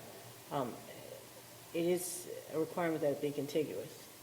So, and that is the statute. So I need to go through and see if there's any revisions or case law or anything that modifies Okay. that. But the statute says all the land must be contiguous. So we'd be cutting off all We the would be cutting off other. the township, and worse than that, we'd be cutting off the revenues, because you have to then have an entity figure out what of our current township revenues get to stay with those jurisdictions. Sure. Because obviously their taxes paid for a portion of what this township is. So Right. I was involved in some detachment proceedings and dissolution proceedings, and the statutes are not very good at telling you how you're going to figure out how to, if these things happen, how to divide the assets, because they're township assets. So how you figure out what funds stay with the townships that have to stay as townships, and if, there's a question in my mind that I have to look at, whether those entities can stay as a township or whether they have to become part of the villages or areas around them. So it's not easy with Springfield Township, and it will leave those islands in some sort of, I think, difficult status. Well, one reason many of our residents have moved here and want to stay here is because it's a township form of government. And, one of the things some of the things I know basically is that the research that was done looking at townships in general, and there's over 1,000 in the state of Ohio, was that we're able to provide basic services at a much lower cost. And also by the work that we do as townships and elected officials and et cetera, we're much more accountable and responsible, for the operations of the township as a whole. So we've got that research data that clearly indicates that. But I'm getting a little nervous when I hear too that if we break up these communities, people will be very upset. And then if it looks like the revenue is going down, but the expenses are going up, that's not going to be a equal balance, So if we can just look into that. And I talked to Mike, when I started doing chart of here's what you have to do, and they're going to figure out what the costs are. I mean, end of the day, if, it makes sense, you would put it up to the vote. But when we looked at it initially years ago, it just, as Mike said, you look at some of the issues, those are not going to be issues you want to delve into, because it's not going to make sense. But Hopefully, maybe very early into the year, we can at least have an outline of what information we're going to look at, kind of an outline of the report that we'll give back to you. And make sure that we're on target for what the board is looking for. But I think it's, Joe, as you always say, anytime, the situation that everybody faces is so unique, and so you can't compare Colerain Township to Springfield Township, or Springfield to Westchester, just because we're townships, because it's just so, our situation has so many things that nobody else has, and they have things that we don't have, but you got to really take it on a case-by-case basis, but I don't think it would make any sense, no matter how much you were in favor or opposed to it. I just think financially, it's not going to make sense. Right. No, I agree. We'll put the actual numbers to it. I think it's a good question that was asked at the meetings, and it's certainly something we owe a little more detail Okay. Exactly. to that information.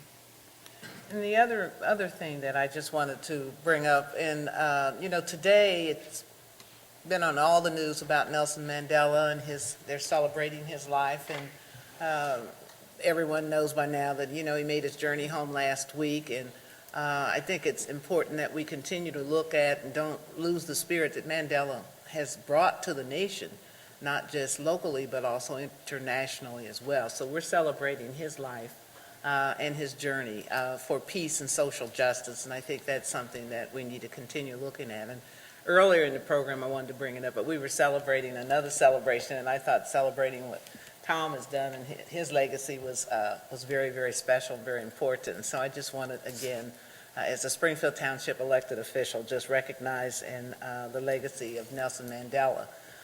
Also, another one of our statesmen has made his journey home, and that has been William Mallory Sr. He made his journey home this morning about 7 o'clock in the morning, and he's been a great statesman. He was an Ohio State representative for 30 years, and he also had some similar characteristics as Nelson Mandela of advocating for justice, advocating for peace, and he worked well with all of his constituents, not only at the local level, but at the state level and at the national level as well. So we will celebrate his going home and look at the great things that he's done. And I think both of these individuals really exemplify what a true servant leader is all about. So again, I just wanted to make sure that we did discuss that and have that in our meeting as a point of discussion this evening. And Tom, you're a servant leader as well. I'm not ready to go home, though. I know. Thank goodness you're retiring. Don't make it. Amen. Amen to that one, brother. Exactly. So that's all I have. I did not know that about Bill Mallory Sr. It was about a year ago. I was having dinner with him and Stan Aronoff, and they were talking about how they used to work in the Senate. And he said when Stan was the leader of the majority party in the Senate, and he said he would go every day over to Bill Mallory's office, who was the minority leader, and say, "What can I do today to make your life a little bit better?" But that's the kind of rapport they had. And, I think it made for better government than sometimes we have when we have these groups that are just there, loggerheads fighting each other all the time, every day. It was very interesting to see those two and how they, interacted with each other, even though they were from different parties all these years. That's the same thing I always did with Mike. Yeah. What can I do to make your day better?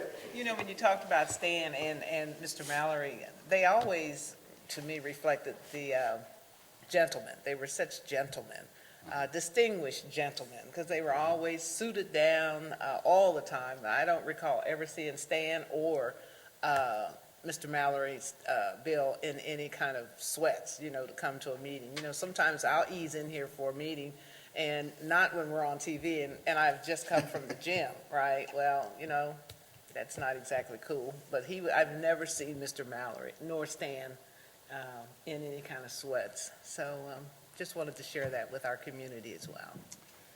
One final thing I thought we, under new business, just talk very briefly about is the decision that we as a board made to postpone the vote on or to really just restart the process on the JEDS resolution.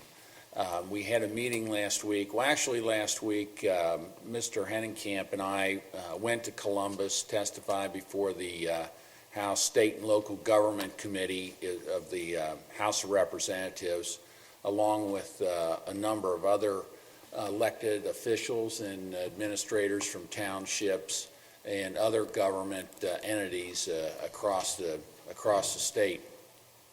And we also had an opportunity to have some discussions with our legislators as to what the bills are that are before the legislature. There's one bill to change the JEDS process or as they call it in Columbus, they say it's the JED Z process. But this bill would, in effect, make it very difficult, if not impossible, for Springfield Township to ever have a JEDS, or at least anything that would be effective for us along the lines of what we proposed. That's in a committee and not going to be voted on during this legislative session. There was a separate bill that was to create a moratorium to prohibit JEDs while the legislature considers this other more far-reaching bill. And that was put into some emergency legislation and would have went into effect immediately. One of our concerns originally was that this legislation would stop the voters of Springfield Township from ever having the option to decide if they want this or not. And that was one of the reasons that had us favoring a February election. After talking to our legislators, I think it's clear that it's not the intention of even the advocates of those bills to try to harm places like Springfield Township. And I think we're going to see that the legislation, if it ever is voted on, is not going to be structured in such a way that it would prevent us from going forward. For that reason, and for the fact that we found out, we always know that when we have a vote, we put an issue on the ballot, we have to pay our cost of the election. The township has to pay the cost of the election. And we generally figured those election costs, that they have gone up over the years. I can remember when you could have an election for $30,000. Well, I think this last one, Mike, it was about $65,000, wasn't it? The special was estimated cost somewhere between 58 and 65. 58. General was about 40. Yeah. And so it depends if it's a special election or if you're on the ballot with other issues. But it was going to be $58,000 to $65,000 to have an election in February. We found out that if we postpone that till May, which is a federally required primary election, the costs of the township are going to be somewhere around $3,500 to $5,000. Big difference. And so based on those two facts and the fact that we have, it gives us more time to explain what is a somewhat complicated issue to the electorate and have everybody, I think there'll be a better turnout and it'll have give more people the opportunity to understand what the issue is all about. We decided to rescind the resolution that we had on the JED we had approved and to restart the process with the idea that it will go before the voters. If we vote that way, it would be a May issue instead of February. So that's the thinking. I wanted everybody to know that. We did have a meeting where we discussed that last week, but that was a special meeting with not as many people here, so that's where we stand. It might be important to announce January 7th at 6 p.m. 6 p.m. Public hearing on that issue. That's a good point, Mike. January the 7th, At 6 p.m. 2014, at a Tuesday at 6 o'clock p.m. Here in this room, the Outpaw room, we will have a public hearing on the new proposed JEDS resolution. So that's kind of an update on that issue. Any other new business before the board? I have none. With that, is there anyone here that would like to address the board this evening? If there is, we would ask that you step up to the microphone and state your name and address. Kyle Hufford, 8527 Pringle Drive. I just wanted to say I was at that hearing in Columbus also. I think Representative Hill said it best when he told you guys straight up that this is not what the JEDS is for.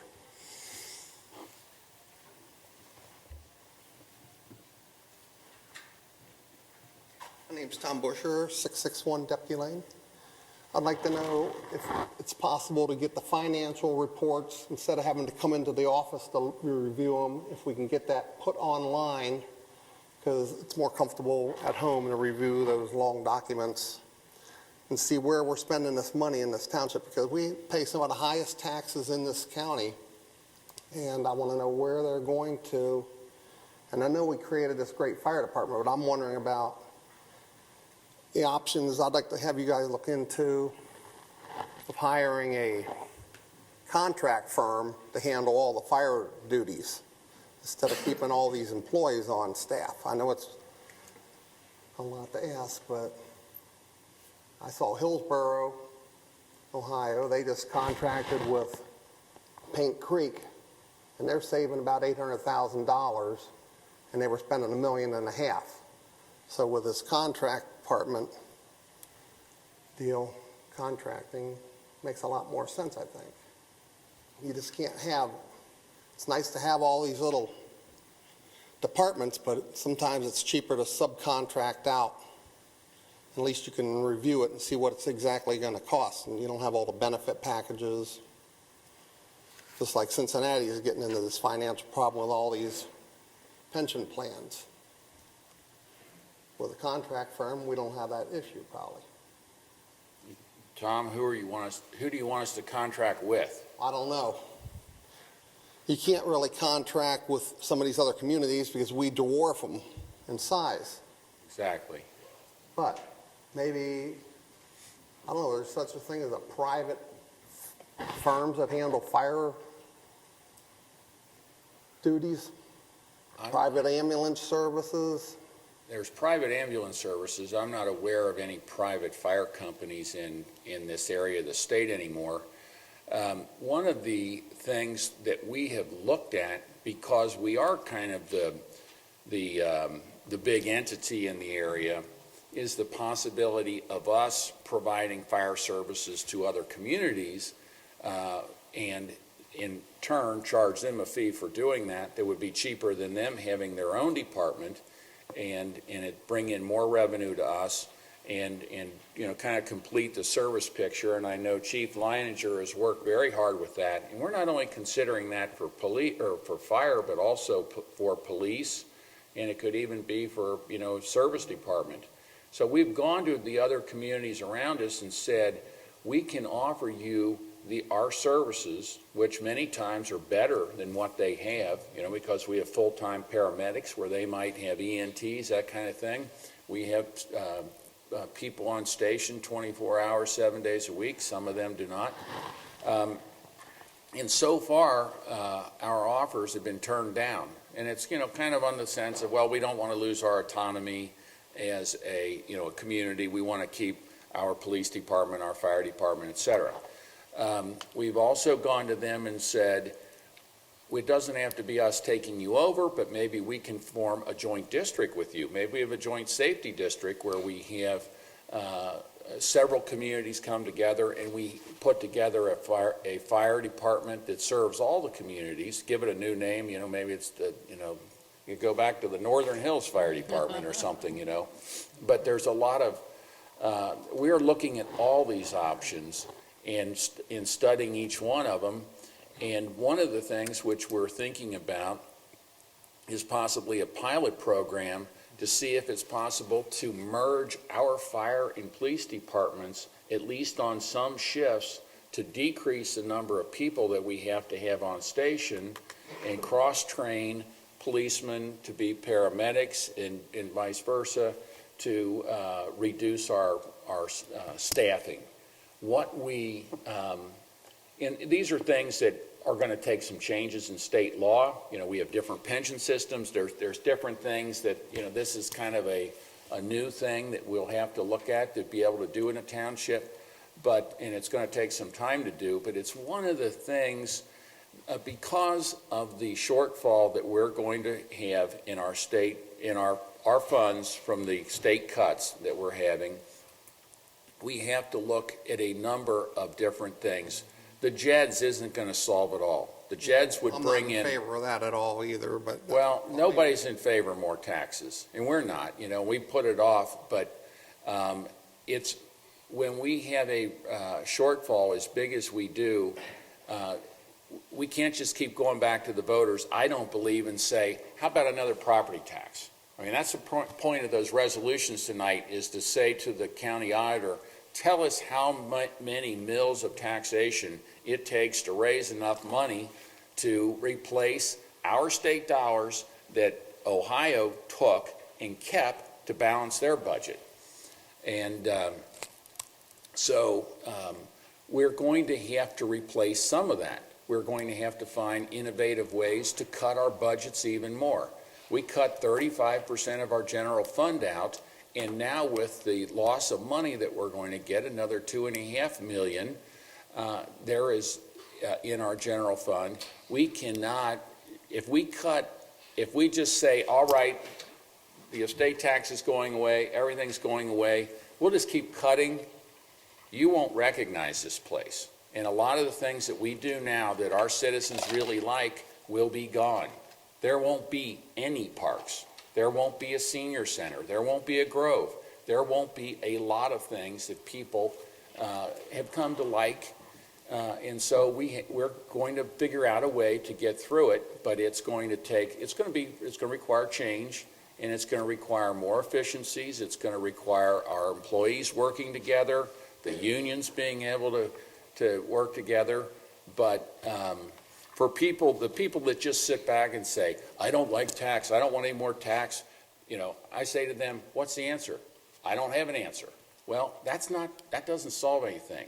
And we've been elected as trustees to, see the township through these things. We will, but it's going to take some changes on everybody's part. Well, what's the latest on this?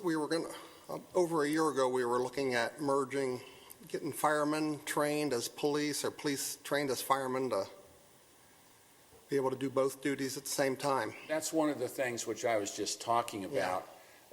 We have talked about that. Mike, you can maybe, there's been some discussion with police and fire. Is it doing a pilot project? It isn't. That's something very complicated. Yeah. You don't just like snap your fingers and it happens. First of all, it takes people to be cross-trained, and so you have to have, and you have state laws that have to be changed. 2 different unions? Yeah. Different retirements? Todd, I would say we always as a board have welcomed people coming in with ideas and things like that.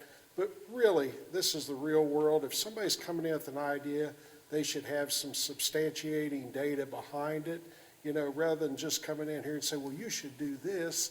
Well, that's why I wanted to look online and be able to view it online. I would suggest, that you and others that have these ideas look online and gather data before coming in here and just being so accusatory of us, indicating that we really haven't thought about things. And no, I know you've looked at it some, but these people that do this every day have spent thousands of hours doing it.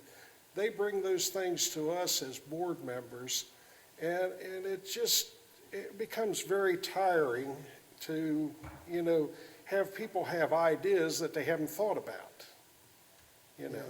So. I know. The other thing too, Tom, this is not anything new, that we've talked about. I mean, it's been in the state of township meetings for the past year, 2 years at least, and if you're going to make changes of any kind, there's got to be some research done, just to look at the pros and cons and then make a determination from there the direction that you're going. So it's not something, and this is something we've always said in our State of the Township meetings, these are things that we're looking at and we are continuing to research. And then as we move along, we've even tried to apply some of the things that we've looked at as far as research, and for example, trying to get the other municipalities and villages around us, to work with us. And they, like a lot of people, they don't want to lose their identity. But we still continue to be in negotiating phases and having discussions with shared government. And some of the things we've done have been successful. I mean, we're working with Co-Rain to provide fire services out in Pleasant Run Farm. Then we have Springdale sharing, the fire in that district with Hollydale.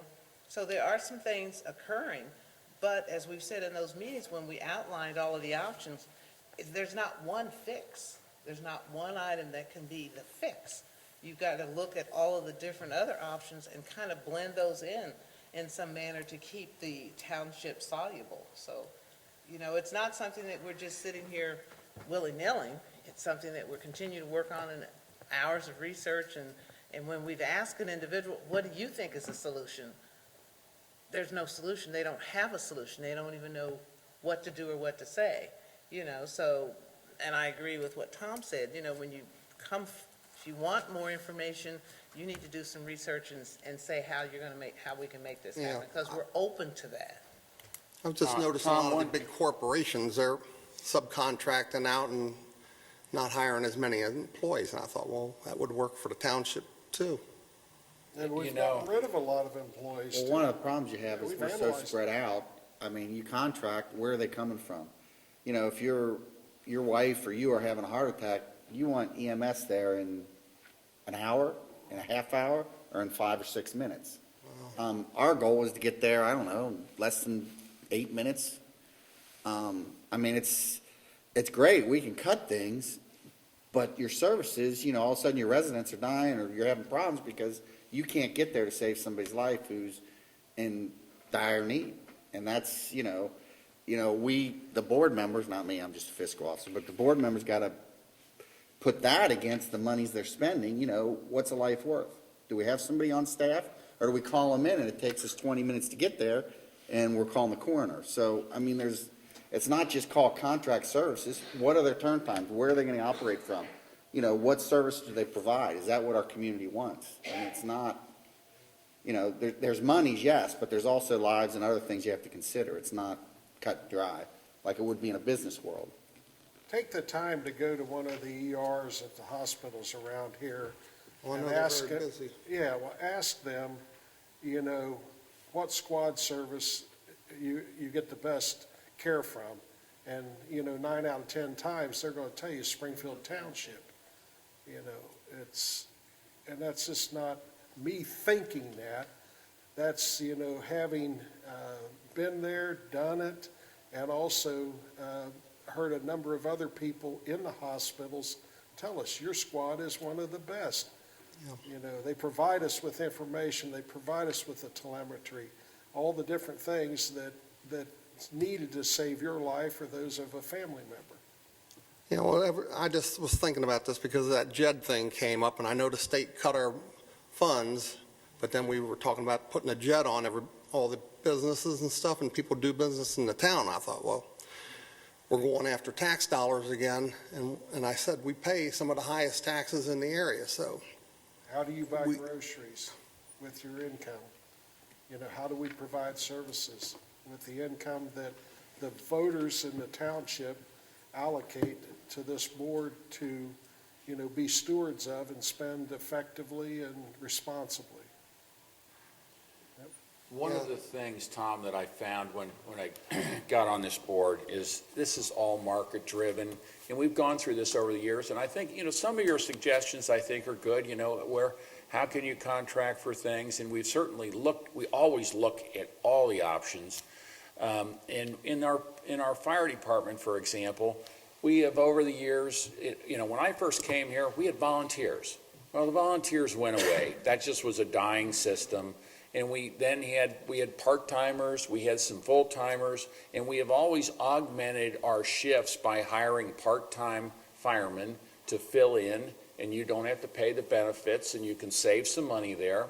But as Chief Leininger will tell you, then you don't have the loyal employees. If Colerain offers them 50 cents or $1 an hour more, they're going to go work there first. And you have sometimes problems filling the shifts, and so we, can have times where we're understaffed, more than we should be. And so there's trade-offs, and we've done the same thing, and we're doing it in the police department right now. We had a loss of what, Chief, almost 10 police officers when you count in people who have, retired, people who have left, people who were injured. It was about 10. About 20%, okay. And so we've hired part-time officers. Some of the people who retired, we were able to bring them back part-time to fill in the shifts. So we're looking at every single thing we can.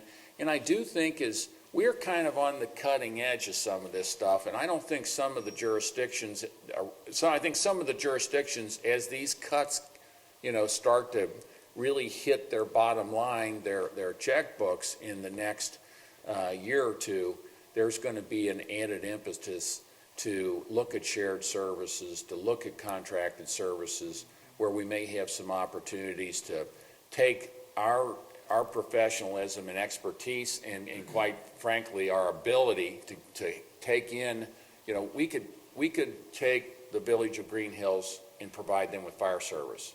They could not come to the township and, reciprocate. So, and I'm not using, that's just a looking at the map of what if. I'm not saying that we have plans to do that, but I think there will be opportunities for that and additional efficiencies as we go forward. But, I hear people that say, well, if you can't afford to run your government, just let the city of Cincinnati take you over. There's people who advocate for that. I don't think that's a good plan. I don't think that would be good for the property values of our homes or for our community as a whole. And so I think people moved to the townships because they wanted this lifestyle. They voted with their feet and they came here. I mean, people up in Columbus say, why is there almost 200,000 people living in townships in Hamilton County? Well, the answer is because they wanted to and they moved there. So this is a great form of government. I think it's the most effective and efficient, and we'll find a way to make this work. Yeah, but some of those outlying little small pockets of the township, I thought maybe we could let the fire departments and around them take care of that few And streets. we doing that. And We the police do. departments. We do with Pleasant Run Farms. We Right. do that with Hollydale. Right. The thing, you have to look at that, and we have a township map that looks like that because the cities have gotten annexation laws that let them cherry pick the good parts, and the parts that they don't want, they leave for the township. For example, West College Hill is, from what I understand, the first African-American subdivision in Ohio. Everybody went they went right around it and took the land, left it there for the township. Which is fine. It's a part of our township, and we're proud of it. But it's some of the laws that have been passed by cities haven't been particularly fair to townships, and quite frankly, have created probably some inequities that shouldn't be there. And so it was interesting. We were while we were waiting to testify before this committee, there was another bill on that for annexation reform, where if you, see if I can state it right, if somebody wants to take land and go into a township, annex into a city, then the way it is now, the city, if there's any state or county or township property, they can take everything that's adjacent to that without the consent of the township, the park district, the school district, whatever. The city can just suck it all in, and they were trying to pass a law saying you can only do that if you have the consent of the other entity. Seems reasonable, but there were lots of people there from the cities opposing it. Okay, thanks. Thank you very much, Tom. Well, there's one other thing. There's a lot in the works right now. Springfield Township is not the only place that's suffering from the state budget. You've got Greene, Coleraine, you've got Delhi, you've got Sycamore Township, and the others that are going to vote on JEDs in 2014. It's not something that we want, but it's the only tool that's been left for the townships to provide the services that the people ask for. And everything that's provided here in the township, people have the opportunity to vote on it. Our police, our fire, our service levels, those type of things. They go to the residents of the township. We don't make that decision. We make the decision as to whether we as a board think it's needed, and then we present it to the voters to make the decision. Do you want that level of service or do you not? And that's all we've ever done. So. And what our residents say, as any place, their major concerns are safety. Safe neighborhoods, safe streets, safe roads, safety. And when you look at that being a top priority, then that's clear. We want to maintain a safe community, a viable community, a community where you can walk in your neighborhoods after dark and don't have to worry about anything. If somebody breaks into your home and tries to harm you. You want a police department that's there, like Johnny on the spot, real quick, and can solve and catch the bad guys. And one of the things that's been very, very, very clear with our Springfield Township Police, and as the neighbors call them, our popos, is that they're able to get in there and they find the bad guys quickly and bring them back so that they can be tried, you know. So that's one of the real attributes that we have. We have a fabulous fire department, a fabulous road department, and word is in the communities, don't do anything in Springfield Township because you're going to get caught and you're going to serve some time. Yeah, well, I wasn't aiming at the fire, or police department, I was looking at contract. That's one of our fire, basic because services. It doesn't really take Yeah. skilled in-house to put a fire out when you can get a Well, all those are outside EMTs. firm, because all fires are probably Well, the pretty fires, much the same. all the firemen are EMTs, so I mean, Well, or that's why they I'm run the saying ambulance, paramedics. paramedics, that's what they do most of the time. Well, I wanted to get If there's a fire, they're there, but they're making runs, you know, saving people, not, get this We're a Waiting for paramedic fire. department that fights fires. Right. Is That's basically basically what what better way. fire, modern. police and fire to do the same job. Well, thank you very much. You're We welcome. appreciate your comments. Happy New Year's to you. Thank you. Thank you. Is there anyone else who'd like to address the board this evening? Yes, Robin.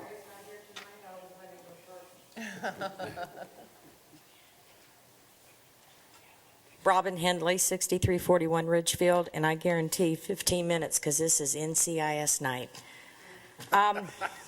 Never miss it. Couple of things. First of all, I'll put my Civic Association hat on. We met Saturday. We cut our meetings down, as you know, because of just, frankly, not a lot of things going on. Chris was gracious enough to for the roads from Oxford. He met with us. He was our main speaker, and I hosted the meeting. Purpose of it was to cover our business, but we wanted to get a better idea exactly what was going on with the jazz. We wanted the nuts and bolts. He did a great job. Was here quite a while, taking time from the family, and we really appreciate his efforts. The board at this point, meeting of the minds. We've got open minds with it, and we're willing to agree with it. We're going to put some information out to our membership in a newsletter, and then try to make sure that our members know exactly what it is and what it isn't. Unfortunately, and I don't mean it as criticism to the press, I think they did a limited job when they covered it because they left out an important piece to it, and that's the one that nobody seems to have talked about, dealing with the Improvement Corporation and the incentive to the residents piece. Now, I'm not sure I understand that myself, but that was not in any of the articles that I saw that went public. And I think that's unfortunate. So you might want to focus that piece because we're still a little fuzzy on the logic there. So at any rate, we're interested to hear more. We'll work with you on it, keep open minds, see what our membership says, and we'll go accordingly. The other thing, just a couple of thank yous here. John isn't here tonight. Sorry to hear about the loss. You know the battle with the tree. We go back a long time, the tree in the easement, where it's a 5-year soliloquy. And I come in here every year as it deteriorates and your arborist says it's not dead. We can't take it down. I can't afford to take it down. Well, it had a big hole in it, and I noticed it about a month ago, and I called John and I said, now, the non-dead tree that your arborist said isn't dead, something's going on because it has a big hole in the middle where you took the branches off last year. I don't know if the cicadas finally got it or the termites in the neighborhood when we all had our spraying done. But he called me at work and he said, are you somewhere where you can do your happy dance? So I stood up and I said, why? And he said, by the time you come home from work, the tree's gone. It was a hazard, it's dangerous, and it's coming down. So thank you for doing that. He did a great job. It's perfect. And when you get a dozen or so, I understand the stump grinder will be around and the stump will be gone. So I said, if you do that, I'll take care of redressing the whole easement part when it's all done and the road's done, and we're even. So thank you very much for that. We do appreciate it on Ridgefield Drive. What did you do to kill it?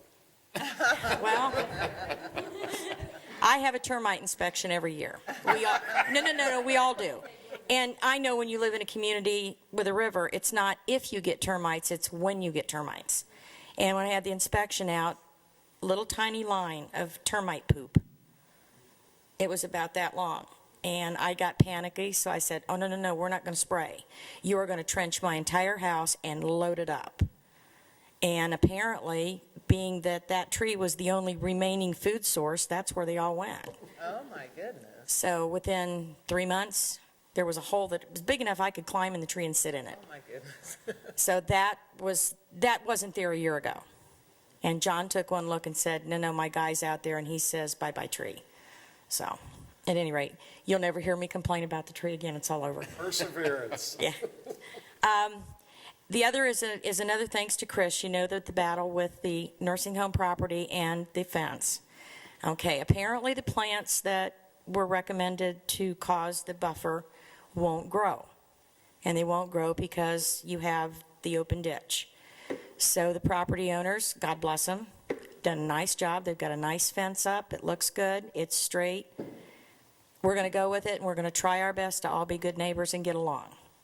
So Chris has done a good job working with that and kind of being the buffer between the them and the us, and everybody seems to be satisfied with it. I heard that somebody said, well, now that that's up, my fence looks crappy, so they're going to put a new fence in next year.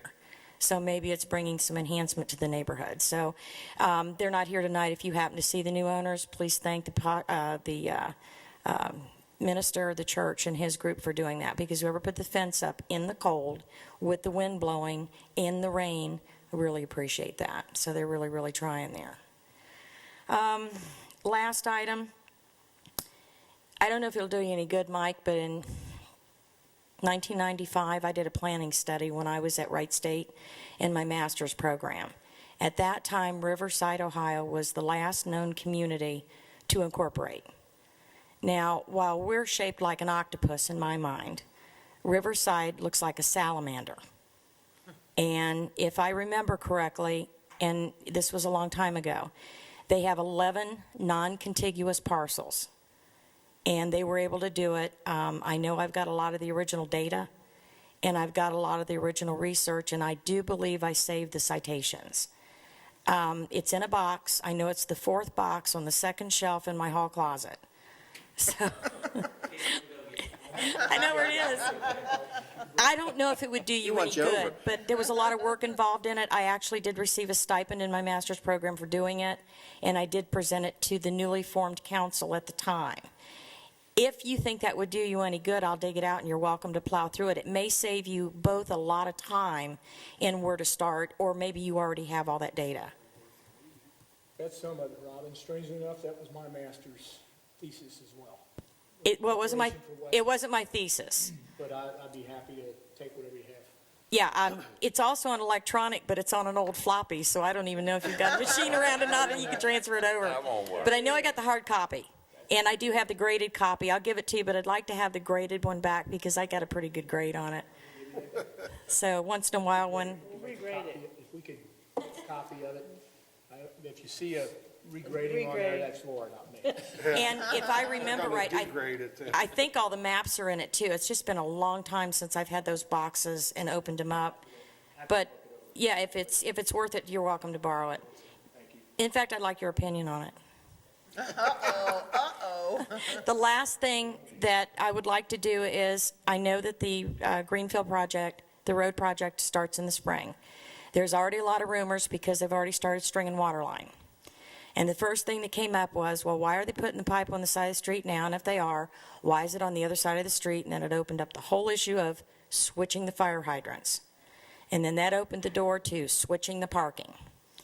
So I've kind of already started. John, I called him and I said, give me a lowdown, what's going on? He did. And I'm slowly trying to get it out to at least my street. What I'd like to do, if you think it makes sense, before anybody breaks ground, have 3 or 4 neighborhood meetings. In other words, walk down the street, sit in the yard, bring your own beer, and listen to what's really going on, so you'll know what's going to happen, when it's going to happen, how it's going to disrupt your life, for approximately how long, and this is what's expected of you. And the biggest concern is the parking, being able to drive up and down the street, and getting in and out of the driveways. So the only thing I've said so far is anybody that has a garage and a driveway and you don't park in it, you better be doing something about it. In other words, why do you have a garage if you have so much junk you can't put at least 1 or 2 cars in it? I can't relate to that. So if somebody could get me the timeline, as best you know it, who's going to do what when, at least you can give everybody an idea. This one's going to be displaced at this part. We'll look at alternative parking, and I'm thinking that we can even neighbor up. When we're out, we can partner up with Harbury. We've got the church, Zeno's Church, their lot's never used. Nobody in the entire area is that infirm that they can't walk 1 or 2 days from a church parking lot. And I would be so good as to go ask my neighbor behind me, can we park a few cars there for a few days? So if that would be helpful, I'd be glad to host the meetings. I have 3 other people, one on Sandalwood, one on Sharon, one on Harbury. And I figure we can host one at each, and it's close enough for everybody to walk down, get to their neighbor. I know you guys don't have enough time to run to a lot of neighborhood meetings, but if I've got the information, I can parlay it out. So I don't know if that would be helpful. I know we've done similar things in different projects, and that's helpful. So I'll Robin, get with John and try to. Yes, over the years, we have found it works a lot better if you can let everybody know ahead of time, this is what's coming, this is what's expected, so that they know what to expect. And we've done that in the past. I'm trying to think of some of I can't think of them off the top of my head, but we've done that, had meetings, some of them here, but it doesn't have to be here. It can be if it's in the community, that's all the better, so. I think you have more people show up if I put some flyers out, and I can walk door to door, because walking that whole neighborhood, I can knock it out on foot in an hour and a half, and you do it in a car in about 15 minutes. But we can just put them on the doors, and then, just people will come down. Right. And then there's other ways. One's going to tell 2, 2 are going to tell 4. If you've got something on paper, then it's easy enough to copy it and pass it around. So it's just some thoughts. It's an easy way to do it. I'd be more than happy to help and volunteer, to pull those people together. Get with John and come up with some ideas. Yeah. It'll probably be February-ish before we bid the project, and then once we have the bids awarded, we'll have a better idea of the schedule, and that's, so yeah, I think spring's a good time frame. Okay. The only other comment, and Gwen, I'm glad you brought that up. I too heard about Bill Sr. this morning. Cracked it open during a break. Wonderful man. I had the pleasure of meeting him when I worked on Nadine Allen's election campaign a number of years ago. And when you made the comment about he and Stan Aronoff, I asked him one time, I said, based on what I've heard about you, why were you always so successful? Because he never had an enemy. No one ever, even his political rivals, never had a bad thing to say about him. And he said that he always thought that if he treated people like he wanted to be treated back, then he really believed in the reciprocity. But he said the biggest thing he learned early in his career is they learned to agree to disagree, and then when they walked out of the room, it was over. Because he never carried his political differences outside of the political room that he was doing battle in. And I think that that's a good lesson for all of us to learn. So. That's right. That's right. I'm saying amen, but You're that's right on schedule. 12 minutes. I got 12 minutes to run home, and the TV's already on. Thank you very much. Thank you, Robin. Is there anyone else who would like to address the board this evening? It appears that there is not. Do we have a motion to adjourn this meeting? So moved. So moved. Your second. Second it? Second it. Ms. McFarland? Aye. Mr. Bryan? Aye. Mr. Harnwell? Aye. Meeting's adjourned. Meeting's adjourned. Thank you, everyone, for coming.